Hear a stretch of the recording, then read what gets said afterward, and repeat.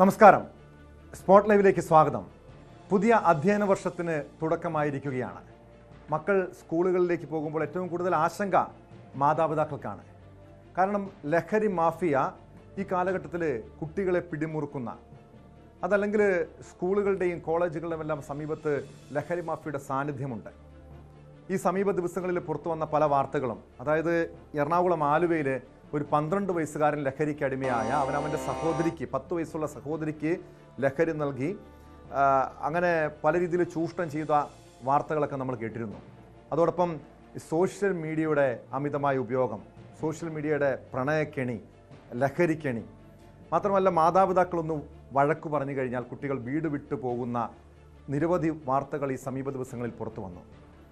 ഈ കാലഘട്ടത്തിൽ പ്രത്യേകിച്ച് ഈ സ്കൂളുകൾ തുറക്കുമ്പോൾ മാതാപിതാക്കളെ സംബന്ധിച്ച് വലിയ ആശങ്കയുണ്ട്. അങ്ങനെ കുട്ടികളുടെ കാര്യത്തിൽ ആശങ്ക വേണോ?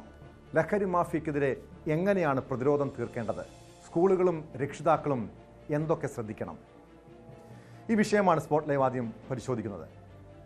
തിരുവനന്തപുരത്ത് നിന്ന് ഡാൻ കുര്യനും കൊച്ചിയിൽ നിന്ന് ഡാനി പോളും ചേരുന്നുണ്ട്. ഇതോടൊപ്പം മനഃശാസ്ത്രജ്ഞ ഡോക്ടർ എൽസി ഉമ്മനും സ്പോട്ട് ലൈവിൽ തത്സമയം ചേരും. ആദ്യം ഡാൻ കുര്യനിലേക്കാണ്. ഡാൻ, നമുക്കറിയാം ഈ സ്കൂളുകൾക്കും കോളേജുകളും കേന്ദ്രീകരിച്ച്, പ്രത്യേകിച്ചും വിദ്യാർത്ഥികളെ കേന്ദ്രീകരിച്ചാണ് ഈ കാലഘട്ടത്തിൽ ലഹരി മാഫിയയുടെ പ്രധാനപ്പെട്ട പ്രവർത്തനങ്ങൾ. ഒരു കാലഘട്ടത്തിൽ ക്യാമ്പസുകളിലാണെങ്കിൽ ഇന്ന് ഒരു കൗമാരക്കാരായ വിദ്യാർത്ഥികളെയാണ് ലഹരി മാഫിയ പ്രധാനമായി ലക്ഷ്യമിടുന്നത്. ഇതിൻ്റെ അടിസ്ഥാനത്തിൽ സർക്കാർ, പ്രത്യേകിച്ച് വിദ്യാഭ്യാസ വകുപ്പ് പല രീതിയിലുള്ള ബോധവൽക്കരണ പരിപാടികൾ നടത്തുന്നുണ്ട്. പുതിയ അധ്യയന വർഷം തുടങ്ങുമ്പോൾ തന്നെ ഓരോ സ്കൂളുകൾക്കും നിർദ്ദേശം നൽകിയിരിക്കുന്നത് ഈ ബോധവൽക്കരണ പരിപാടികൾ, ലഹരിക്കെതിരായിട്ടുള്ള ക്യാമ്പയിനുകൾ സംഘടിപ്പിക്കണമെന്നാണ്. കുട്ടികൾ കൃത്യമായ ബോധവൽക്കരണം നൽകണമെന്നാണ്. എങ്ങനെയാണ് സർക്കാരിൻ്റെ അതോടൊപ്പം വിദ്യാഭ്യാസ വകുപ്പിൻ്റെ നിർദ്ദേശങ്ങൾ, സ്കൂളുകൾക്ക് നൽകിയിരിക്കുന്ന നിർദ്ദേശങ്ങൾ എന്തൊക്കെയാണ്? ഈ ലഹരി മാഫിയോ സംസ്ഥാനത്ത് വേരുറപ്പിച്ചത് വലിയ തരത്തിലുള്ള ആശങ്കയ്ക്ക് വഴിവെച്ചിരിക്കുന്ന സാഹചര്യം ഒരുപാട് നാളുകളായി കേരളം ചർച്ച ചെയ്തുകൊണ്ടിരിക്കുകയാണ്. അതിനെ നേരിടുന്നതിനു വേണ്ടി ആഭ്യന്തര വകുപ്പ് തന്നെ ഊർജിതമായ നടപടികൾക്ക് കഴിഞ്ഞ നിയമസഭാ സമ്മേളനത്തിന് പിന്നാലെ തുടക്കം കുറിച്ചതാണ്. അങ്ങനെ എല്ലാ ജില്ലകൾ കേന്ദ്രീകരിച്ചുകൊണ്ട് പോലീസും എക്സൈസും ഉൾപ്പെടെയുള്ള പോലീസിൻ്റെയും മറ്റ് സംവിധാനങ്ങളുടെയും ഒക്കെ സംയുക്ത നേതൃത്വത്തിൽ പരിശോധനകൾ വ്യാപകമാക്കുകയും ലഹരി വ്യാപനത്തിന് ഒരു പരിധിവരെ തടയിടാൻ കഴിഞ്ഞിട്ടുണ്ട് എന്നൊരു വലിയ ആശ്വാസത്തിലാണ് ആഭ്യന്തര വകുപ്പ് ഉൾപ്പെടെയുള്ളത്. പക്ഷേ സ്കൂൾ വർഷം, അധ്യയന വർഷം ഇന്ന് ആരംഭിച്ചിരിക്കുന്ന പശ്ചാത്തലത്തിൽ കുറച്ചുകൂടി ജാഗ്രതയോടെ കാര്യങ്ങൾ നോക്കിക്കാണേണ്ട ഒരു സാഹചര്യത്തിലേക്ക് നമ്മുടെ സ്ഥിതി എത്തിച്ചേർന്നിട്ടുണ്ട്.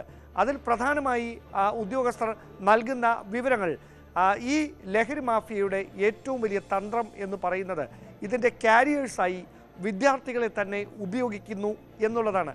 എങ്ങനെ ഈ കാരിയേഴ്സായി വിദ്യാർത്ഥികളെ ഉപയോഗിക്കുന്നു എന്നതാണ് ആദ്യം രക്ഷിതാക്കളും അതോടൊപ്പം വിദ്യാർത്ഥികളും മനസ്സിലാക്കേണ്ടത്. അതായത് ഈ പ്രത്യേകിച്ച് ഹൈസ്കൂളിൽ ഈ 9ാം ക്ലാസ്, 10ാം ക്ലാസ്, അതിനുശേഷം +1, +2 ഈ ക്ലാസ്സുകളിൽ പഠിക്കുന്ന വിദ്യാർത്ഥികളെ ആയിരിക്കും ആദ്യം ഈ ലഹരി മാഫിയ ലക്ഷ്യം വെക്കുക. ഈ സ്കൂളുകൾക്ക് സമീപത്തുള്ള ബേക്കറികൾ അല്ലെങ്കിൽ മറ്റ് ഭക്ഷ്യവസ്തുക്കളൊക്കെ വിൽക്കുന്ന സ്ഥാപനങ്ങളിൽ ഈ മിഠായിയുടെ രൂപത്തിൽ ലഹരി കലർന്നിട്ടുള്ള വസ്തുക്കൾ അത് വളരെ തന്ത്രപൂർവമായി എത്തിക്കുകയും ഈ മധുര പലഹാരങ്ങൾക്ക് ഒപ്പം ഈ ലഹരി ഈ മിക്സ് ചെയ്ത മിഠായികൾ വിതരണം ചെയ്യുകയും ചെയ്യുന്നതാണ് ഒരു തരത്തിലുള്ള രീതി. മറ്റൊന്ന്, ഈ പ്രണയക്കെണിയിൽപ്പെടുത്തി ഭീഷണിപ്പെടുത്തി ഈ ലഹരി മാഫിയയുടെ കെണിയിലേക്ക് ഒരു കരിയറായി ഇവരെ ഉപയോഗിക്കുക എന്നതാണ്. പ്രത്യേകിച്ച് ഈ അപരിചിതരായിട്ടുള്ള ആളുകൾ പെട്ടെന്ന് സൗഹൃദം നടിച്ച് ഒപ്പം അടുത്തു വരികയും ആ സൗഹൃദം വളർന്ന് ദിവസങ്ങൾക്കകം സെൽഫി എടുക്കണം അല്ലെങ്കിൽ മറ്റ് സ്വകാര്യ ദൃശ്യങ്ങൾ പകർത്തണമെന്ന ആവശ്യങ്ങൾ മുമ്പോട്ട് വെക്കുകയുമൊക്കെ ചെയ്യുമ്പോൾ ഉറപ്പിച്ചു കൊള്ളണം അതിന് പിന്നിൽ ഒളിഞ്ഞിരിക്കുന്ന ഒരു ചതിവലയുണ്ട്. ഇതാണ് എക്സൈസും പോലീസുമൊക്കെ നൽകുന്ന ഒരു പ്രധാനപ്പെട്ട നിർദ്ദേശം. അതായത് കാരിയേഴ്സായി വിദ്യാർത്ഥികളെ തന്നെ ഉപയോഗിക്കുന്നതിലൂടെ അവർ ലക്ഷ്യം വെക്കുന്നത് ഇതിൻ്റെ വ്യാപനം പരമാവധി കൂട്ടാൻ കഴിയും. മാത്രവുമല്ല, വിദ്യാർത്ഥികളെ സാധാരണയായി പോലീസോ മറ്റ് ഈ പരിശോധനകൾക്ക് നേതൃത്വം നൽകുന്ന എക്സൈസ് ഉദ്യോഗസ്ഥരോ ഒന്നും ഒരിക്കലും സംശയിക്കുന്ന സാഹചര്യം ഉണ്ടാകില്ല. അതാണ് ഈ ലഹരി മാഫിയ സംഘങ്ങൾ മുതലെടുക്കുന്നത്. പലപ്പോഴും പിടിയിലാകുന്നത് വിൽപ്പനക്കാർ മാത്രമാണ്. ഇതിന് പിന്നിലുള്ള വമ്പൻ സ്രാവുകൾ ഇപ്പോഴും ഒളിവിലാണ്. അവർ കാണാമറയത്താണ്. അവർ ആരാണ് എന്നതിനെ സംബന്ധിച്ച ഒരു സൂചനകളും ആർക്കുമില്ല. അഥവാ എന്തെങ്കിലും സൂചനകൾ ലഭിച്ചാൽ തന്നെ അവരിലേക്ക് എത്താൻ കഴിയാത്ത തരത്തിലുള്ള വലിയ സ്വാധീന വലയങ്ങൾക്കുള്ളിലായിരിക്കും അവർ കഴിയുന്നത് എന്നൊരു പെരിഫറലായിട്ടുള്ള വിവരങ്ങൾ മാത്രമായിരിക്കും ഉദ്യോഗസ്ഥരും നമ്മളോട് പങ്കുവെക്കുക. എന്തായാലും അധ്യയന വർഷം തുടങ്ങുമ്പോൾ പോലീസ് മുമ്പോട്ട് വെക്കുന്ന ഒരു പ്രധാനപ്പെട്ട നിർദ്ദേശം വിദ്യാർത്ഥികളുമായി രക്ഷകർത്താക്കൾ എല്ലാ ദിവസത്തെയും അവരുടെ വ്യക്തിപരമായ കാര്യങ്ങൾ കൂടി, അതായത് പഠനം എങ്ങനെയുണ്ട് എന്ന് ചോദിച്ചറിയുന്നതിനപ്പുറത്തേക്ക് വ്യക്തിപരമായ കാര്യങ്ങൾ കൂടി ചോദിച്ച് മനസ്സിലാക്കാൻ സമയം കണ്ടെത്തണം. അങ്ങനെ എന്തെങ്കിലും അസ്വാഭാവികതകൾ പെരുമാറ്റത്തിൽ ഉണ്ടായാൽ അപ്പോൾ തന്നെ അത് തിരിച്ചറിയാനും അത് രക്ഷകർത്താക്കൾ സ്കൂളിലെ അധ്യാപകരെ അറിയിക്കാനും അധ്യാപകർ ആ വിഷയത്തെ ജാഗ്രതയോടെ കൈകാര്യം ചെയ്യാനും കൃത്യമായി പോലീസിനെയും അല്ലെങ്കിൽ അതുമായി ബന്ധപ്പെട്ട ഈ നടപടികൾക്ക് നിർദ്ദേശം നൽകുന്ന അധികൃതരെയും അറിയിക്കാൻ തയ്യാറാകണം. ഇതിലൊരു അമാന്തം വിചാരിക്കരുത്. പോലീസും എക്സൈസും മാത്രം വിചാരിച്ചാൽ ഈ ചതിവലകളിൽ നിന്ന് പൂർണ്ണമായി രക്ഷപ്പെടാൻ കഴിയില്ല. അവിടെ രക്ഷകർത്താക്കളുടെ കൂടി പൂർണ്ണമായ ഒരു പിന്തുണ. ഡാൻ സൂചിപ്പിച്ചതുപോലെ പോലീസും എക്സൈസും മാത്രമല്ല, രക്ഷിതാക്കളും ജാഗ്രതയോടെ കൈകാര്യം ചെയ്യേണ്ട ഒരു വിഷയമാണ്. കാരണം കുട്ടികളോട് കൃത്യമായും അവരെ കേൾക്കാൻ, എന്നും അവരോട് സംസാരിക്കാൻ, വിശേഷങ്ങൾ പങ്കുവെക്കാനും വിശേഷങ്ങൾ ചോദിച്ചറിയാനും ഒക്കെ രക്ഷിതാക്കളും തയ്യാറാകേണ്ടതാണ്. ഡാൻ തുടരുക. ഡാൻ ഇപ്പോൾ കൂടി ചേരുന്നുണ്ട് കൊച്ചിയിൽ നിന്ന്. ഡാനി, ഈ സമീപ ദിവസങ്ങളിൽ ഏറ്റവും കൂടുതൽ ആശങ്കപ്പെടുത്തിയ വാർത്തകൾ ഉണ്ടായത് കൊച്ചിയിൽ നിന്നാണ്, പ്രത്യേകിച്ച് ലഹരിയുമായി ബന്ധപ്പെട്ട്. ആലുവയിലൊരു 12 വയസ്സുകാരൻ ലഹരി നൽകി തൻ്റെ സഹോദരിയെ പീഡിപ്പിച്ച കേസ്. അത് 12 വയസ്സുകാരൻ നെടുമ്പാശ്ശേരിയിൽ നിന്നും പിടികൂടുമ്പോൾ പിന്നീട് പുറത്തു വന്നത് ഞെട്ടിപ്പിക്കുന്ന വിവരങ്ങളായിരുന്നു. കഴിഞ്ഞ ഒരു വർഷത്തിനിടെ സ്വന്തം പിതാവിൻ്റെ 3 ലക്ഷത്തോളം രൂപ അപഹരിക്കുന്നു, പിന്നീട് ലഹരി വാങ്ങുന്നു. അങ്ങനെ രണ്ടുപേരും ലഹരിക്ക് അടിമയാകുന്ന കാഴ്ചകൾ. അങ്ങനെ പ്രത്യേകിച്ച് കൊച്ചി ഒരു ലഹരിയുടെ പ്രധാനപ്പെട്ട ഹബ്ബായി മാറുന്നു. കൊച്ചി നഗരം കേന്ദ്രീകരിച്ച് ലഹരി മാഫിയ പിടിമുറുക്കുന്ന അവസ്ഥ. എങ്ങനെയാണ് ഈ പുതിയ അധ്യയന വർഷം തുടങ്ങുമ്പോൾ പോലീസിൻ്റെയും എക്സൈസിൻ്റെയും ഇടപെടലുകൾ, കൃത്യമായ പരിശോധനകൾ, അതോടൊപ്പം പോലീസിൻ്റെയൊക്കെ നിരീക്ഷണങ്ങൾ സ്കൂളുകളും കോളേജുകളും ഒക്കെ കേന്ദ്രീകരിച്ച് ശക്തമാക്കിയിട്ടുണ്ടോ?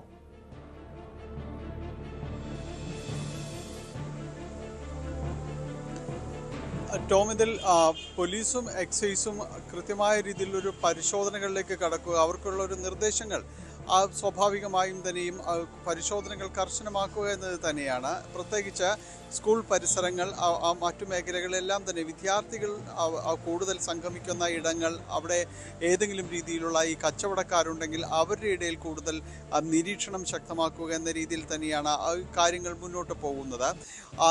ഇത്തരത്തിലുള്ള പരിശോധനകൾ ഊർജിതമാക്കേണ്ടതുണ്ട്. അതിനേക്കാളും അപ്പുറം ഈ 2 ഏജൻസികളും നൽകുന്ന ഏറ്റവും വലിയൊരു നിർദ്ദേശം എന്ന് പറയുന്നത് ഇതാ കുറെ കൂടി തുറന്ന സമീപനം കുട്ടികളോട് ഉണ്ടാകുക, കുട്ടികൾക്ക് കാര്യങ്ങൾ പറയുവാനുള്ള ഒരു വേദി ഉണ്ടാകുക, എന്തൊക്കെയാണ് എന്നും ഉണ്ടാകുന്നത് എന്നതടക്കമുള്ള കാര്യങ്ങൾ അവർക്ക് കൃത്യമായ ഒരു അവബോധം സൃഷ്ടിക്കുക എന്നതാണ്. ക്യാമ്പസുകൾ അല്ലെങ്കിൽ സ്കൂൾ തലങ്ങൾ ഇവിടേക്കെല്ലാം തന്നെ വരുമ്പോൾ നമ്മളിപ്പോൾ പുതിയ ഈ അധ്യയന വർഷം ആരംഭിക്കുമ്പോൾ പോലും അത് ഒരു ടീച്ചർമാർക്കടക്കം നൽകിയിരിക്കുന്ന, അധ്യാപകർക്കടക്കം നൽകിയിരിക്കുന്ന ഒരു നിർദ്ദേശങ്ങൾ പെടുന്നതാണ്. കുറച്ചുകൂടി തുറന്ന സമീപനത്തോടെ കുട്ടികൾക്ക് അവരോട് കൂടുതൽ സൗഹൃദം സ്ഥാപിക്കുക എന്നത് തന്നെയാണ്. അവർ കാര്യങ്ങൾ പറയുവാനായിട്ട് കൂടുതൽ അടുപ്പം ഉണ്ടാക്കിയെടുക്കുക.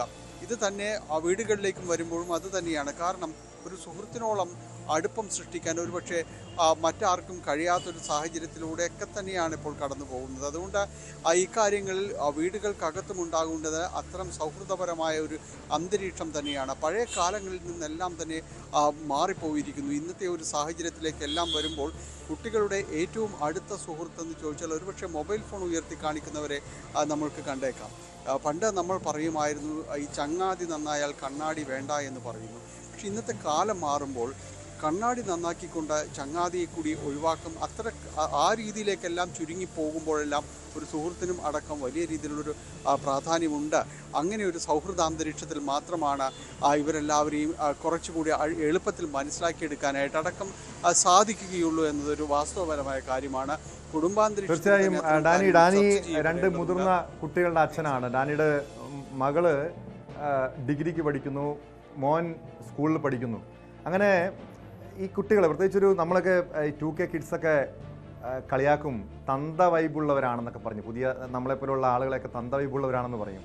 അങ്ങനെ ഡാനി എങ്ങനെയാണ് ഈ മക്കളെ പ്രത്യേകിച്ചും ഈ ഒരു കാലഘട്ടത്തിൽ എങ്ങനെയാണ് വളർത്തുന്നത്? പ്രത്യേകിച്ച് പണ്ടൊക്കെ ശിക്ഷിച്ച് വളർത്തണം, ശകാരിച്ച് വളർത്തണം എന്നൊക്കെ പറയും. ഇന്നത്തെ കാലഘട്ടത്തിൽ ഒരു ന്യൂജൻ പേരൻസ് ആണ്. അങ്ങനെ ഒരു ന്യൂജൻ പേരൻ്റ് ആണോ ഡാനി, അതോ ഒരു തന്ത വൈബുള്ള ആളാണോ? എങ്ങനെയാണ് ഈ കാലഘട്ടത്തിൽ കുട്ടികളെ ഈ ഒരു ആശങ്കപ്പെടേണ്ട ഒരു സാഹചര്യം ഒരു അച്ഛൻ എന്ന ഒരു നിലയിൽ ഡാനിക്കുണ്ടോ?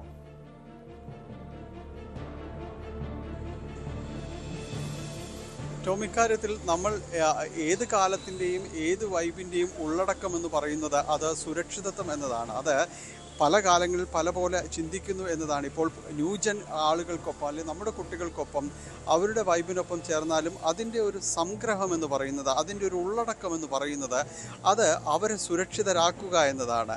അതിൽ അവർക്കൊപ്പം ചേരേണ്ടി വന്നാൽ അവർക്കൊപ്പം തന്നെ ചേർന്നിരുന്നു കൊണ്ട് തന്നെ കാര്യങ്ങൾ മനസ്സിലാക്കി എടുക്കുക എന്നത് മാത്രമേ സാധ്യമാകുന്നുള്ളൂ. അങ്ങനെ ഒരു കാലത്താണ് നമ്മൾ കടന്നു പോകുന്നത്.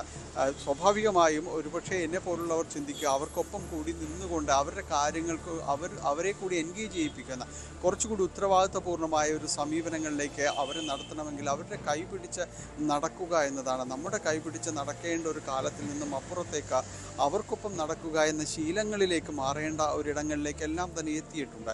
കാര്യങ്ങൾ അവർക്കൊപ്പം നടന്നാൽ മാത്രമേ അവർ ചുറ്റുപാടുമുള്ളവരെക്കുറിച്ച് പറഞ്ഞു തരികയുള്ളൂ. ആ പറഞ്ഞു തരികയിൽ നിന്ന് നമുക്ക് അതിൽ നിന്ന് ഈ പതിരും അല്ലാത്തതുമെല്ലാം തന്നെ വേർതിരിച്ചെടുത്ത് അവരോട് പറഞ്ഞു കൊടുക്കാൻ കഴിയണം. അങ്ങനെ ഒരു ഇഴയടുപ്പം എല്ലാ കുട്ടികളിലും തന്നെ ഉണ്ടാക്കിയെടുക്കേണ്ടിയിരിക്കുന്നു. കാരണം അവരെ ബ്രോ എന്നെല്ലാം വിളിക്കുന്നത് പോലെ തന്നെ നമ്മളെയും അങ്ങനെ അഭിസംബോധന ചെയ്താൽ ഒട്ടും മടി കാണിക്കേണ്ടതില്ല. വിളി കേൾക്കാമെന്നത് തന്നെയാണ് ഇപ്പോഴത്തെ ഒരു ശീലങ്ങളുടെ ഒരു വഴക്കം എന്ന് പറയേണ്ടത് വരിക. കാരണം അവരെ കേൾക്കാനായിട്ട് സമയം നമ്മൾ കണ്ടെത്തിയേ പറ്റൂ.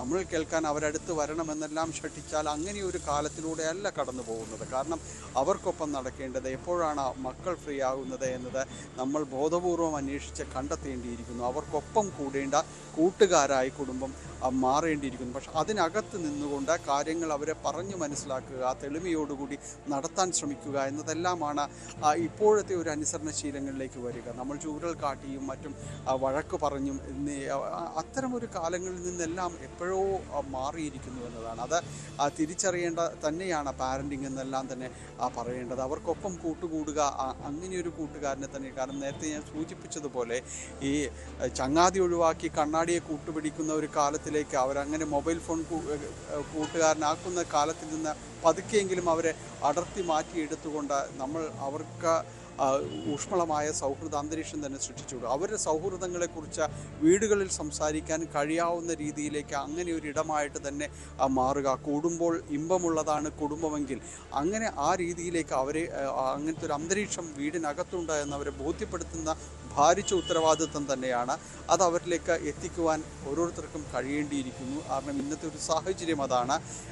ഈ ആരൊക്കെയാണ് ചുറ്റുമുള്ളത് എന്നത് ആർക്കും തന്നെ പെട്ടെന്ന് മനസ്സിലാക്കാൻ കഴിയാത്തൊരു കാലം തന്നെയാണ്. എന്തൊക്കെയാണ് ചുറ്റുപാടുമുള്ളവരുടെ ശീലങ്ങൾ, അവരിലേക്ക് നമ്മുടെ കുട്ടികൾ നല്ല ശീലങ്ങൾ ഉണ്ടാകാം. സ്വാഭാവികമായി പാടില്ല എന്നുള്ള കുഞ്ഞുങ്ങളെ കേൾക്കുന്ന മാതാപിതാക്കളാകുക സ്വാഭാവികമായിട്ട് ഏറ്റവും വലിയ ഉത്തരവാദിത്വം രക്ഷിതാക്കൾക്ക് തന്നെയാണ്.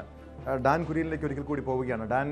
ഡാനൊരു കുട്ടിയുടെ ഡാനൊരു കുഞ്ഞുണ്ട്. സ്വാഭാവികമായും വളർന്നു വരുമ്പോൾ വലിയ ആശങ്ക മാതാപിതാക്കൾക്കുണ്ടാകും, നമുക്ക് ഓരോരുത്തർക്കും ഉണ്ടാകും.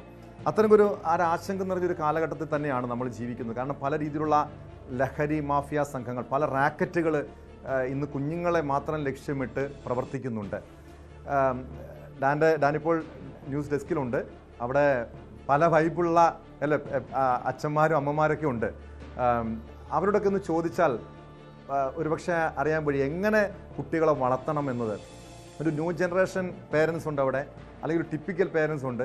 കുട്ടികളെ ശിക്ഷിച്ചു വളർത്തണം അല്ലെങ്കിൽ ശകാരിച്ചു വളർത്തണം എന്ന കാഴ്ചപ്പാടുള്ളവരും അവരോടൊപ്പം ഡാനി സൂചിപ്പിച്ചതുപോലെ അവരുടെ ഒരു ബ്രോ ആയി, അവരുടെ ഒരു സുഹൃത്തായി കുഞ്ഞുങ്ങളെ കൂടുതൽ സ്നേഹിച്ച് അവരെയും കൂടി മനസ്സിലാക്കി അവരുടെ കൂടെ കളിച്ച് അവരുടെ കൂടെ സമയം കൂടുതൽ ചെലവഴിച്ച് മാതാപിതാക്കൾ ഇടപെടണം, കുഞ്ഞുങ്ങളെ കൈകാര്യം ചെയ്യണമെന്നൊക്കെ കാഴ്ചപ്പാടുള്ള ആളുകളുണ്ട്. എങ്ങനെയാണ് പൊതുവെ നമ്മുടെ ഡെസ്കിലുള്ള ആളുകളുടെ അല്ലെങ്കിൽ അങ്ങനെ അച്ഛനമ്മമാരുടെ ഒരു കാഴ്ചപ്പാട് എന്താണ്?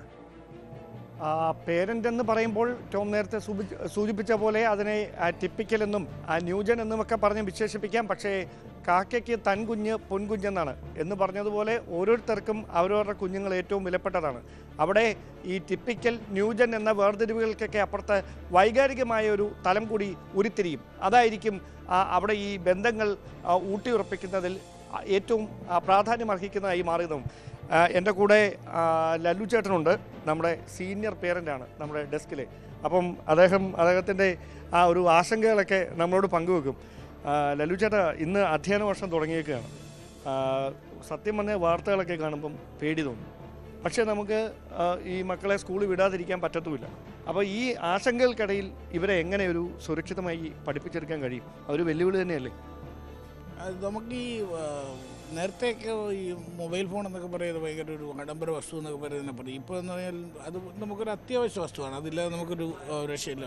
പക്ഷേ വളരെ ഈ ഞാൻ പറയുന്ന പോലെ വാർത്തകൾ കാണുമ്പോൾ ആശങ്കയുണ്ട്. പ്രത്യേകിച്ച് സ്കൂൾ വിദ്യാർത്ഥികൾക്കിടയിൽ ഉണ്ടാകുന്ന ലഹരി ഉപയോഗം പോലുള്ള നമ്മൾ തന്നെ കഴിഞ്ഞ വർഷം നമുക്കറിയാം പല സ്കൂളുകളിലെയും കുട്ടികളുടെ ആത്മഹത്യ അടക്കമുള്ള വിഷയങ്ങൾ നമ്മൾ തന്നെ റിപ്പോർട്ട് ചെയ്യും. സ്കൂളിൽ അതുമായി ബന്ധപ്പെട്ട വിഷയങ്ങളൊക്കെ നമ്മൾ അവതരിപ്പിക്കുകയും ചെയ്യാം. അപ്പോൾ സ്വാഭാവികമായിട്ട് രക്ഷിതാവെന്നുള്ളതിൽ നമുക്ക് ആശങ്കയുണ്ട്. പക്ഷേ എനിക്ക് തോന്നുന്നു സ്കൂളുകളിലും കുറേ കൂടെയൊക്കെ കാര്യങ്ങൾ ഇപ്പോൾ വളരെ ശക്തമാണെന്ന് എനിക്ക് തോന്നുന്നു. പ്രത്യേകിച്ച് ഇപ്പോൾ തിരുവനന്തപുരം നമുക്കറിയാം, കേരളത്തിൽ ഏറ്റവും കൂടുതൽ പെൺകുട്ടികൾ പഠിക്കുന്ന സ്കൂളടക്കമുള്ളൊരു ജില്ലയാണ്, സർക്കാർ വിദ്യാലയമുള്ളൊരു ജില്ലയാണ്. അവിടെയൊക്കെ ഈ അധ്യാപക രക്ഷാകർതൃ സമിതിയൊക്കെ വളരെ ആക്റ്റീവാണ്. എനിക്ക് തോന്നുന്നു കുട്ടികളായിട്ടുണ്ടാകുന്ന ഈ പ്രത്യേകിച്ച് അവിടുത്തെ അധ്യാപകരുണ്ടാക്കുന്നൊരു ബന്ധം ഭയങ്കര പേഴ്സണലായിട്ട് അത് കുട്ടികളായിട്ട് ഇടപെടുകയും കുട്ടികളുടെ ചെറിയ ചലനങ്ങൾ പോലും മാറ്റം ഉണ്ടാകുന്ന അതൊക്കെ അവർക്ക് വളരെ കൃത്യമായിട്ട് അറിയാം. നമ്മളെക്കാൾ കൂടുതലൊരു അറ്റാച്ച്മെൻറ്റ് അല്ലേ, എന്തും തുറന്ന് പറയാൻ കഴിയുന്നൊരു വളരെ കൃത്യമായിട്ട് അറിയാൻ തോന്നുന്നു. എനിക്ക് തോന്നുന്നു അതുമാത്രമല്ല, ഇപ്പോൾ എല്ലാ ക്ലാസ്സുകളിലും കുട്ടികൾക്ക് ഈ വാട്സപ്പ് ഗ്രൂപ്പുകൾ, അധ്യാപകർ വിദ്യാർത്ഥികൾ ഒരുമിച്ചുള്ള വാട്സപ്പ് ഗ്രൂപ്പുകൾ, കമ്മ്യൂണിക്കേഷൻ ഭയങ്കരമായിട്ട് നടക്കുന്നുണ്ട്. അപ്പോൾ ഇവരുടെ ഓരോ മാറ്റങ്ങളും അധ്യാപകർക്ക് മനസ്സിലാക്കാൻ കഴിയും. നമുക്ക് ശ്രദ്ധിക്കാതിരിക്കാൻ കഴിയില്ല. ലലുചേട്ടൻ ഓർക്കുന്നുണ്ടായിരിക്കും, നമ്മുടെ പോലീസ് ക്വാർട്ടേഴ്സിൽ അത് ഇപ്പോഴും ഒരു വേദന നിറഞ്ഞൊരു കാര്യം. എങ്ങനെ അവിടെ നിന്ന് ഇപ്പോഴും ആ ചോദ്യത്തിന് ഒരു ഉത്തരമില്ല. എങ്ങനെ ഈ അവിടെ നിന്ന് ക്വാർട്ടേഴ്സിൽ നിന്ന് ബസ്സിൽ പോയി തിരികെ ക്വാർട്ടേഴ്സിലേക്ക് ബസ്സിൽ വരുന്ന കുട്ടിയെ ഈ ലഹരി മാഫിയയ്ക്ക് എങ്ങനെ ചൂഷണം ചെയ്യാൻ കഴിഞ്ഞു എന്നത് ഇപ്പോഴും പോലീസിനും അതുമായി ബന്ധപ്പെട്ട അന്വേഷണത്തിന് നേതൃത്വം നൽകുന്ന മുഴുവൻ സംവിധാനങ്ങൾക്കും ഉത്തരം കണ്ടെത്താൻ കഴിയാത്ത ഒരു ചോദ്യമായി ഇപ്പോഴും അവശേഷിക്കുകയാണ്. ഇതാണ് നമുക്കറിയാം, നമ്മൾ ഈ കണ്ണടച്ചിട്ടാക്കിയിട്ട് കാര്യമൊന്നുമില്ല. പ്രത്യേകിച്ച് നമ്മുടെ പൊതുവിദ്യാലയങ്ങൾ, ഹൈസ്കൂളുകൾ പഠിക്കുന്ന ഈ പെൺകുട്ടികൾക്കൊക്കെ ചുറ്റിലും ഇപ്പോഴും ഈ സദാ വട്ടമിട്ട് പിറക്കുന്ന ഒരു കണ്ടുണ്ട് സംഘം ഇപ്പോഴും ഉണ്ട്. കാരണം ഇപ്പോൾ നമ്മൾ തന്നെ പല വാർത്തകളുടെയും പിറകെ പോയിട്ട് അല്ലെങ്കിൽ പോലീസിൻ്റെ അന്വേഷണത്തിലേക്ക് മനസ്സിലാവുന്നതാണ്, സ്കൂളിൽ നിന്ന് യൂണിഫോമൊക്കെ ധരിച്ച് ബാഗോട്ടിറങ്ങുന്ന കുട്ടി സ്കൂളിലെത്തുന്നതിന് മുമ്പ് മറ്റൊരു വേഷം മാറുന്നു.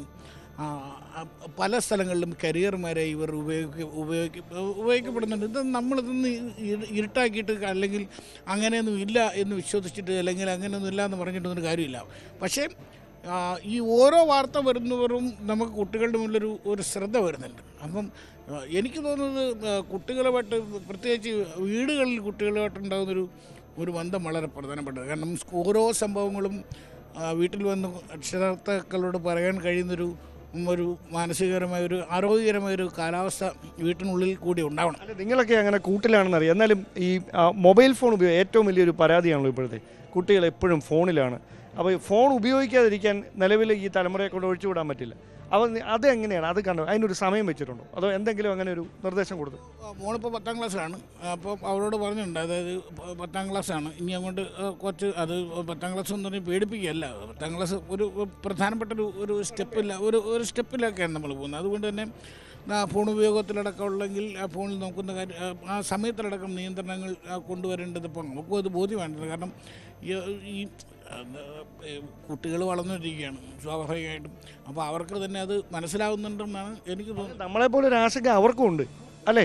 കാരണം കൂടുതൽ സമയം ഫോണായിട്ടിരിക്കാൻ പറ്റത്തില്ല എന്നുള്ളൊരു ബോധ്യം. നമ്മളത് അടിച്ചേൽപ്പിക്കുകയല്ല, നമ്മളത് അവരെ കാര്യം പറഞ്ഞ് മനസ്സിലാക്കുകയും അവരെ സ്നേഹത്തോടെ നമ്മളത് ഉപദേശിക്കുകയും നമ്മളും ഈ ഫോൺ ഉപയോഗത്തിൽ കുറേയൊക്കെ മാറ്റും. ഇത് ഫോണൊക്കെ ഒന്ന് മാറ്റി വെച്ച് കുട്ടികളോട്ടൊക്കെ സംസാരിക്കുമ്പോൾ അവർ ഇതൊരു ഭയങ്കര അവിശ്വാസവും അല്ല എന്നൊരു തോന്നൽ അവർക്കൂടെ ഉണ്ടാക്കുക എന്നുള്ളതാണ് ഏറ്റവും പ്രധാനപ്പെട്ട കാര്യം. അങ്ങനെ തന്നെയാണ് പറഞ്ഞിരിക്കുന്നത്. അപ്പോൾ എനിക്ക് തോന്നുന്നത് മൊത്തത്തിൽ ഇപ്പോൾ സ്കൂളിലൊക്കെ ഈ മൊബൈൽ ഫോൺ ഉപയോഗത്തെക്കുറിച്ചെല്ലാം ഈ പാഠപുസ്തകങ്ങൾ പഠിപ്പിക്കുന്നതിന് മുമ്പ് തന്നെ ഈ മൊബൈൽ ഫോൺ ഉപയോഗത്തെ അടക്കമുള്ള കാര്യങ്ങളെക്കുറിച്ച് അവബോധം വളർത്തുന്നതിനുള്ള പദ്ധതികൾ സർക്കാർ കൊണ്ടുവരുന്നു തന്നെ മനസ്സിലാക്കുന്നു. വളരെ നല്ല കാര്യമാണ്. കാരണം പാഠപുസ്തകമല്ല, അതിനപ്പുറത്തും ജീവിതമുണ്ട്, അതിനപ്പുറത്തും നമുക്ക് നിങ്ങളുടെ പാഠശാലയിൽ നിന്ന് പഠിച്ചെടുക്കണം.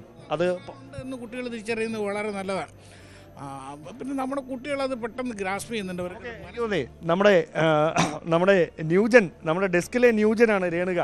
അപ്പോൾ രേണുക ഈ ഒരു രക്ഷകർത്താവെന്നുള്ള നിലയിൽ എങ്ങനെയാണ് ഈ ഒരു കൺസേൺ, അതായത് ഒരുപാട് കൺസേൺ ഉണ്ടാകുന്ന ഒരു കാലം, അവിടെ ഒരു പെൺകുട്ടിയാണ് രേണുകയ്ക്കുള്ളതെന്നാണ് ഞാൻ മനസ്സിലാക്കുന്നത്.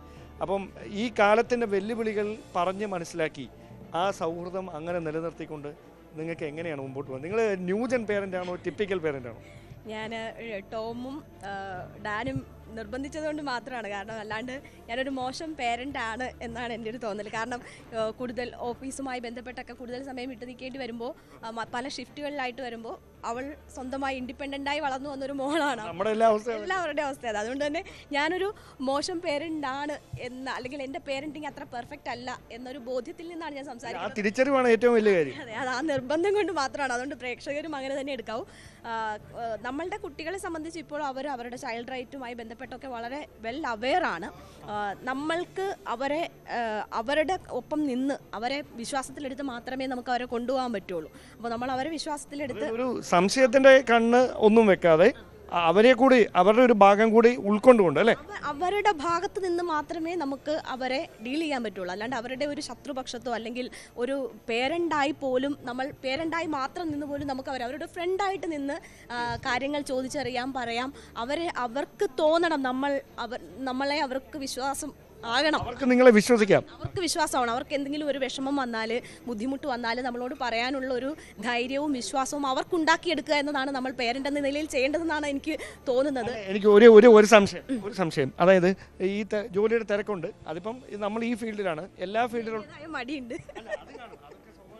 ഞാൻ ചോദിച്ചത് അതിനപ്പുറത്തേക്ക് നിങ്ങൾ ഒരു ദിവസം ഒരു കുറച്ച് സമയമെങ്കിലും മോളുടെ കൂടെ ചെലവഴിക്കാൻ അങ്ങനെ പറ്റാറുണ്ടോ? അല്ലേ, ഞാൻ എൻ്റെ പ്രയോറിറ്റി എന്ന് പറയുന്നത് അത് തന്നെയാണ്. ഞാൻ എൻ്റെ കരിയർ പോലും സെറ്റ് ചെയ്തിരിക്കുന്നത്, ഞാനൊരു കരിയറിസ്റ്റ് ആണോ എന്ന് ചോദിച്ചാൽ അല്ല എന്ന് പറയാം. കാരണം എൻ്റെ കരിയർ പോലും ഞാൻ എൻ്റെ മോൾക്ക് വേണ്ടിയാണ് സെറ്റ് ചെയ്തിട്ടുള്ളത്. കാരണം മോളിൽ നിന്ന് മാറി നിന്ന് ചെയ്യാൻ പറ്റാത്ത രീതിയിൽ അതിന് എൻ്റെ അവസരങ്ങൾ ചിലപ്പോൾ എനിക്ക് ബലിയഴിക്കേണ്ടി വന്നിട്ടുണ്ട്. അപ്പോൾ ഞാൻ എപ്പോഴും അവളുടെ ഒപ്പം നിൽക്കണം, എല്ലാ ദിവസവും അവളുടെ ഒപ്പം നിൽക്കണം, ഒരു ദിവസം പോലും വിട്ടു നിൽക്കണമെന്ന് ആഗ്രഹിക്കുന്ന ആളല്ല. പക്ഷേ അപ്പോൾ പോലും എനിക്കത് പോരാ, അതിൽ കൂടുതൽ കൊടുക്കണമായിരുന്നു എൻ്റെ കുഞ്ഞിന് എന്നാണ് എൻ്റെ ആഗ്രഹം. പക്ഷേ അത് പറ്റിയിട്ടില്ല. അവൾ എൻ്റെ മകളെ സംബന്ധിച്ച് ഇൻഡിപെൻഡൻ്റ്, ഞാനൊരു സിംഗിൾ പാരൻ്റ് കൂടി ആയതുകൊണ്ട് ഇൻഡിപെൻഡൻ്റ് ആണ് അവൾ. അപ്പോൾ സ്വന്തമായിട്ട് കാര്യങ്ങൾ ചെയ്യുന്ന ആളാണ്. നമ്മളെ സംബന്ധിച്ച് എല്ലാ പേരൻറ്റിനുമുള്ള റിസ്ക് ഉണ്ട്, എനിക്കും ആ റിസ്ക് ഉണ്ട്. ആർക്കും നമുക്ക് ഒരു എൻ്റെ മകൾ ഇങ്ങനെ ചെയ്യില്ല അല്ലെ അങ്ങനെ ചെയ്യില്ല എന്നൊന്നും നമുക്ക് ആർക്കും ഒന്നും പറയാൻ പറ്റാത്ത കാര്യം. കാരണം കുട്ടികൾ അറിഞ്ഞുകൊണ്ടല്ല ഒരു തെറ്റിലേക്ക് പോകുന്നത്, അവർ പെട്ടുപോകുന്നതാണല്ലോ, അല്ലെങ്കിൽ അവരെ പെടുത്തുന്നതാണ്. അവർക്കാർക്കെങ്കിലും ഞങ്ങൾ ഇങ്ങനെ ആകും എന്ന് വിചാരിച്ചിട്ടില്ല. അപ്പോൾ അവരുടെ സാഹചര്യങ്ങൾ അങ്ങനെ ഉണ്ടാകുന്നതാണ്. അപ്പോൾ നമുക്ക് അവരെ നിരീക്ഷിക്കാം, ഈ പറയുന്ന പോലെ നിരീക്ഷിക്കാം, അവരുമായി സംസാരിക്കാം, അവർക്ക് എന്തെങ്കിലും പ്രശ്നങ്ങളുണ്ടെങ്കിൽ നമ്മളോട് പറയാനുള്ളൊരു സ്വാതന്ത്ര്യം കൊടുക്കാം. പിന്നീട് ഇപ്പോൾ നമ്മൾ പ്രതീക്ഷിക്കാത്ത നിലയിലോ ഏതെങ്കിലും തരത്തിലോ ഒരു അപകടത്തിൽ ഒരു കുട്ടി, അല്ലെങ്കിൽ ഒരു തെറ്റായ വഴിയിൽ ഒരു കുട്ടി പോവുകയാണ് എന്ന് നമുക്ക് മനസ്സിലായാൽ അവരെ അവിടെ നിന്ന് അവർക്കൊപ്പം നിന്ന് അവരെ തിരിച്ചു കൊണ്ടുവരാൻ ശ്രമിക്കുക എന്നതാണ്. അതായിരിക്കും ഏറ്റവും പ്രധാനപ്പെട്ട കാര്യമായി മാറുന്നത്. എനിക്ക് തോന്നുന്നത് അവരോടുള്ള മനോഭാവം ഒരു പേന പോലെ ആയിരിക്കരുത്, ഒരു പെൻസിൽ പോലെ ആയിരിക്കണം. പെൻസിലിന് പിന്നിലെ റബ്ബർ ഉപയോഗിച്ച് നമ്മൾ തെറ്റി വരുമ്പോൾ മായ്ക്കുന്നത് പോലെ കുഞ്ഞുങ്ങൾക്കുണ്ടാകുന്ന ആ കുറവുകൾ ക്ഷമിച്ചുകൊണ്ട് ചേർത്ത് നിർത്തുന്ന ഒരു മനോഭാവം, അത് തന്നെയാണ് ഈ അധ്യയന വർഷം ആരംഭിക്കുന്നത്. വ്യക്തമാണ്. വളരെയധികം നന്ദി ഡാൻ കുര്യൻ, ഡാനി പോൾ, എസ് ലല്ലു, രേണുക. കാരണം അവിടെ തന്തവൈബുള്ള രണ്ടുപേരുടെ വാക്കുകൾ നമ്മൾ കേട്ടു. എങ്ങനെ മക്കളെ കൈകാര്യം ചെയ്യണം, പ്രത്യേകിച്ച് ഈ കാലഘട്ടത്തിൽ വലിയ രീതിയിലുള്ള ആശങ്ക മാതാപിതാക്കളുടെ ഉള്ളിൽ നിലനിൽക്കുമ്പോൾ കുട്ടികളെ എങ്ങനെ വളർത്തണം, ഒരു പാരൻറ്റിങ് എങ്ങനെയാണ് എന്നത് സംബന്ധിച്ച് ഈ കാലഘട്ടത്തിൽ പലർക്കും ചില ആശയക്കുഴപ്പങ്ങളുണ്ട്. ഡോക്ടർ എൽസി ഉമ്മൻ, മനഃശാസ്ത്രജ്ഞൻ ഡോക്ടർ എൽസി ഉമ്മൻ കൂടി ചേരുന്നു. ഡോക്ടർ എൽസി ഉമ്മൻ, ഞാൻ ഞങ്ങളുടെ ന്യൂസ് റീഡറായിട്ടുള്ള രേണുക പറഞ്ഞതിൽ നിന്നും തുടങ്ങാം. രേണുക സൂചിപ്പിച്ച കാര്യമുണ്ട്. കാരണം ഞങ്ങൾ പ്രത്യേകിച്ചും ഈ വാർത്താ രംഗത്തുള്ളവർ, ഞങ്ങൾക്ക് പലപ്പോഴും കുടുംബത്തോടൊപ്പം ചെലവഴിക്കാൻ അല്ലെങ്കിൽ മക്കൾക്കൊപ്പം ചെലവഴിക്കാൻ സമയം കുറവുള്ളവരാണ്. രാത്രി സമയങ്ങളിൽ ജോലി എടുക്കേണ്ടവരാണ്. അങ്ങനെ ഈ കാലഘട്ടത്തിൽ IT മേഖലയിലുള്ളവർ അല്ലെങ്കിൽ പല രക്ഷിതാക്കളും പറയുന്ന, ഒരുപക്ഷെ അങ്ങയുടെ അടുത്ത് പങ്കുവെക്കുന്ന ആശങ്ക ഇത് തന്നെയായിരിക്കും, ഞങ്ങൾക്ക് സമയമില്ല, കാരണം ആർക്ക് വേണ്ടിയാണ് നമ്മൾ ഈ ജോലി എടുത്ത് സമ്പാദിക്കുന്നത് ചോദിച്ചാൽ കുഞ്ഞുങ്ങൾക്ക് വേണ്ടിയാണ്. പക്ഷേ അവരുടെ ഭാവി ജീവിതം തകർന്നു പോയാൽ നമ്മൾ സമ്പാദിക്കുന്ന ഈ സ്വത്തൊക്കെ എന്തിനു വേണ്ടിയാണെന്നുള്ള ചോദ്യം പലപ്പോഴും പലരും തിരിച്ചറിയാറില്ല. ഈ കാലഘട്ടത്തിൽ ഒരു ആശങ്കപ്പെടേണ്ട സാഹചര്യം രക്ഷിതാക്കളെ സംബന്ധിച്ചുണ്ടോ? തീർച്ചയായിട്ടും ഉണ്ട്. കാരണം നമ്മുടെ സമൂഹത്തിലുള്ള നിലവിലത്തെ സിറ്റുവേഷൻസ് അല്ലെങ്കിൽ നമ്മുടെ ചുറ്റുവട്ടം നടക്കുന്ന സാഹചര്യങ്ങളൊക്കെ നമ്മളൊന്ന് സൂക്ഷ്മമായി പരിശോധിക്കുകയാണെന്നുണ്ടെങ്കിൽ നാളെ നമ്മുടെ കുടുംബത്തിലും ഒരു പക്ഷേ ഇതേ ഒരു സാഹചര്യത്തിലൂടെ കടന്നു പോകാവുന്ന അത്രയും ഒരു റിസ്ക് ഫാക്ടർ നമ്മുടെ സമൂഹം തരുന്നുണ്ടെന്നുള്ളതൊരു വസ്തുതയാണ്. അത് തന്നെയല്ല, ടോം ഇപ്പോൾ സൂചിപ്പിച്ചതുപോലെ പലരും രണ്ടുപേരും വർക്കിംഗ് ആയിരിക്കും, ഹസ്ബൻഡ് ആൻഡ് വൈഫ് രണ്ടുപേരും വർക്കിംഗ് ആയിരിക്കും. ഇപ്പോൾ ചാനലിൽ ജോലി ചെയ്യുന്ന മാധ്യമപ്രവർത്തകർ മാത്രമല്ല, പോലീസുകാരുടെ എടുത്താലും ഡോക്ടേഴ്സിൻ്റെ എടുത്താലും അല്ലെങ്കിൽ ഫയർഫോഴ്സ് ഉദ്യോഗസ്ഥരുടെ എടുത്താലും ആരുടെ എടുത്താലും ഷിഫ്റ്റ് ബേസിസിൽ വർക്ക് ചെയ്യുന്നവരായിരിക്കും കൂടുതൽ പേരും. ചിലപ്പോൾ 24 hours ആൻസർ ചെയ്യാൻ ബാധ്യസ്ഥരായിട്ടുള്ള ആൾക്കാരായിരിക്കാം ഒരു പക്ഷേ എല്ലാവരും തന്നെ. അപ്പോൾ ഇങ്ങനെ വന്നു കഴിയുമ്പോൾ നമ്മൾ കറക്റ്റായിട്ട് പറഞ്ഞാൽ നമ്മുടെ കുട്ടികൾ ഈ ഒരു സാഹചര്യത്തിൽ അല്ലെങ്കിൽ ഈ ഒരു കാലഘട്ടത്തിൽ ഫേസ് ചെയ്യുന്ന 4 പ്രധാന പ്രശ്നങ്ങളുണ്ട്. ഒന്നെന്ന് പറയുന്ന ഒരു ഐസൊലേറ്റഡ് ലൈഫ് സ്റ്റൈലാണ്. അവർക്ക് ശരിക്കും പറഞ്ഞാൽ അവർ ഒറ്റപ്പെടൽ അനുഭവിക്കുന്ന കുട്ടികളാണ്. പേരൻസ് വൈകുന്നേരം വന്നു കഴിയുമ്പോൾ അവർ കിടക്കയിലേക്ക് പോകുന്ന ടയേർഡായിട്ട് പോകുന്ന ഒരു സാഹചര്യത്തിലായിരിക്കും ഒരു പക്ഷേ പേരൻസ് വരുന്നത് തന്നെ. പേരൻസ് ഫ്രസ്ട്രേറ്റഡ് ആയിട്ടായിരിക്കും വീട്ടിൽ കയറി വരുന്നത്. അപ്പോൾ അവർ തികച്ചും ഒറ്റപ്പെടുന്ന ഒരു സാഹചര്യം നമ്മുടെ ഇന്നത്തെ തലമുറയ്ക്ക് തീർച്ചയായിട്ടും ഉണ്ട്. 2, അവർക്കൊരു സോഷ്യൽ ലൈഫ് ഇല്ല. പണ്ട് കാലത്ത് കൂട്ടുകുടുംബ വ്യവസ്ഥിതി ഉണ്ടായിരുന്നു. അതിൻ്റെ ഒരു വൺ ഓഫ് ദ അഡ്വാൻറ്റേജ്, എല്ലാം നല്ലതാണെന്ന് ഞാൻ പറയുന്നില്ല, ഒരു അഡ്വാൻറ്റേജ് എന്ന് പറയുന്നത് അന്നത്തെ കാലത്തെ കുട്ടികൾക്ക് സോഷ്യൽ ലൈഫ് ഉണ്ടായിരുന്നു. അപ്പുറം ഇപ്പുറം ഉള്ളവരോ അല്ലെങ്കിൽ സാമൂഹ്യ ഇടപെടലുകളൊക്കെ കുറച്ചും കൂടെ ശക്തമായിരുന്നു. ഇപ്പോൾ അങ്ങനെയല്ല. കുട്ടികൾ ചുരുങ്ങി ഒരു ഗാഡ്ജറ്റിൽ ഒതുങ്ങുന്ന അല്ലെങ്കിൽ ഒരു കമ്പ്യൂട്ടറിലോ ലാപ്ടോപ്പിലോ മൊബൈലിലോ ഒതുങ്ങുന്ന ഒരു ജീവിത രീതിയായി മാറിപ്പോയി. 2ാമത്തെ കാര്യം. 3ാമത്തെ കാര്യം എന്ന് പറയുന്നത് അവർക്ക് അവരുടെ ഹീറോസ് എന്ന് പറയുന്നത്, പണ്ട് അച്ഛനായിരിക്കും ഹീറോ അല്ലെ അമ്മയായിരിക്കും ഹീറോയിൻ ഒരു കുട്ടിയെ സംബന്ധിച്ച്. ഇപ്പം അങ്ങനെയല്ല, വെർച്വൽ ഹീറോസ് ആണ്. സ്ക്രീനിലൂടെ അവർക്ക് എന്ത് കിട്ടുന്നോ അവരാണ് ഹീറോസ്. ആ രീതി അനുസരിച്ച് മോഡൽ ചെയ്യാനായിട്ടാണ് കുട്ടികൾക്ക് വ്യഗ്രതയും ആ രീതിയിലാണ് അവരെ വളർത്തിക്കൊണ്ട് വരുന്ന ഒരു ശൈലിയും. 4ാമത്തെ ഒരു പ്രധാന പ്രശ്നം എന്ന് പറയുന്നത് ഫോൾട്ടി പേരന്റിങ് സ്റ്റൈലാണ്. അത് നമ്മൾ അംഗീകരിച്ചേ പറ്റൂ. കഴിഞ്ഞ കുറേ വർഷങ്ങളായിട്ട് പേരന്റിങ് സ്റ്റൈലിൽ ഒരുപാട് മാറ്റങ്ങൾ വന്നിരിക്കുന്നു. ഈ മാറ്റങ്ങളൊക്കെ തന്നെ കുട്ടികളെ ഒരു രീതിയിലും അവരുടെ ജീവിതത്തിൽ ഒരു പ്രശ്നം നേരിടാനോ അല്ലെങ്കിൽ ഏതെങ്കിലും ഒരു പ്രതിസന്ധി നേരിടാനോ ഉള്ള പ്രാപ്തി ഇല്ലാത്ത കുട്ടികളാക്കി മാറ്റിയിരിക്കുന്നു. കാരണം ഓവർ പ്രൊട്ടക്റ്റിംഗ് സ്റ്റൈൽ പേരന്റിങ് ആണ് ഒട്ടുമിക്ക ആൾക്കാരും. കാരണം ടോമി പറഞ്ഞതുപോലെ ഞാൻ എൻ്റെ കുട്ടികളെ ശ്രദ്ധിക്കാൻ എനിക്ക് സമയം കിട്ടുന്നില്ല. അങ്ങനെ വരുമ്പോൾ ഉള്ളിലൊരു കുറ്റബോധം കിടക്കും. ആ കുറ്റബോധം കിടക്കുമ്പോൾ കിട്ടുന്ന സമയത്ത് അത് 2-3 മിനിറ്റ് ആണെങ്കിൽ പോലും അമിത വാത്സല്യം കൊടുക്കാനായിട്ടും അല്ലെങ്കിൽ ചോദിക്കുന്നത് എന്തും കൊടുക്കാനായിട്ടും ഒന്നിനു പകരം 10 കൊടുക്കാനായിട്ടും, കാരണം സമയമോ ഞാൻ കൊടുക്കുന്നില്ല, എൻ്റെ സാമീപ്യമോ കൊടുക്കുന്നില്ല, അന്ന് അവനോ അവൾക്കോ ഇഷ്ടമുള്ളത് ഞാൻ വാങ്ങിച്ചു കൊടുക്കാം, ധാരാളമായി കൊടുക്കാം എന്നുള്ള ഒരു സാഹചര്യത്തിൽ അവർ ആ രീതിയിൽ ആ കുട്ടിയെ വളർത്തി പഠിപ്പിക്കുന്നു.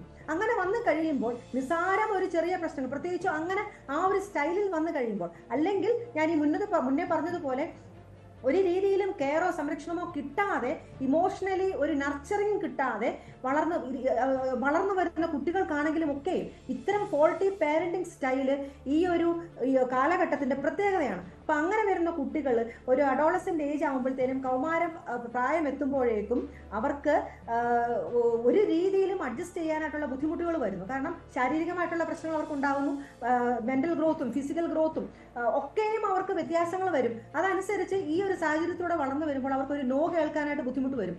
അവരുടെ ഒരു റിബല്യസ് നേച്ചർ ആ സമയത്ത് വരുമ്പോൾ പേരൻസിനും അവരെ കൈകാര്യം ചെയ്യാനായിട്ട് ബുദ്ധിമുട്ട് വരും.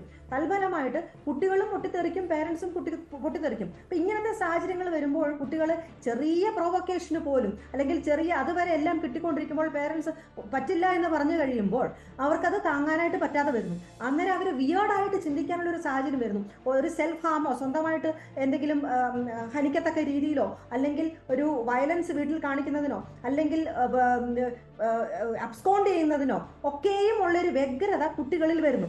അത് തന്നെയല്ല, അവർ വീണ്ടും ഗാഡ്ജറ്റിൻ്റെ ഉള്ളിലേക്ക് അവർ ആ ഒരു കെണിയിലേക്ക് അകപ്പെട്ടു പോകുന്നു, ഇതര കൂട്ടുകെട്ടിലേക്ക് അകപ്പെട്ടു പോകുന്നു. മറ്റാരെങ്കിലും ഒരു അറ്റൻഷൻ പുറമേ നിന്ന് കൊടുക്കുമ്പോൾ അതിലേക്ക് വ്യാപൃതരാകാനായിട്ട് ഒരു ടെൻഡൻസി വരുന്നു. ഇതൊക്കെയും നമ്മുടെ കുട്ടികൾക്ക് എന്തുകൊണ്ട് ഇങ്ങനെ വരുന്നു എന്ന് ചോദിച്ചാൽ നല്ലൊരു ശതമാനം വരെ റെസ്പോൺസിബിലിറ്റി മാതാപിതാക്കൾക്ക് തന്നെയാണ്. അത് തന്നെയല്ല, അവർക്ക് മൂല്യാധിഷ്ഠിതമായിട്ടുള്ള ഒരു തീർച്ചയായും ഡോക്ടർ എൽസി ഉമ്മൻ, ഇവിടെ മാതാപിതാക്കൾക്ക് തന്നെയാണ് അങ്ങ് സൂചിപ്പിച്ചതുപോലെ ഏറ്റവും വലിയ ഉത്തരവാദിത്തം. പ്രത്യേകിച്ചൊന്ന് ലഹരി മാഫിയയും സോഷ്യൽ മീഡിയ കെണികളും ഒക്കെ പല രീതിയിൽ ഈ കുട്ടികളെ ഒരു അവരുടെ ഭാവി ജീവിതത്തെ തകർച്ചയിലേക്ക് നയിക്കുന്ന രീതിയിൽ വലിയ അപകടക്കെണി ഒരുക്കുന്നുണ്ട്.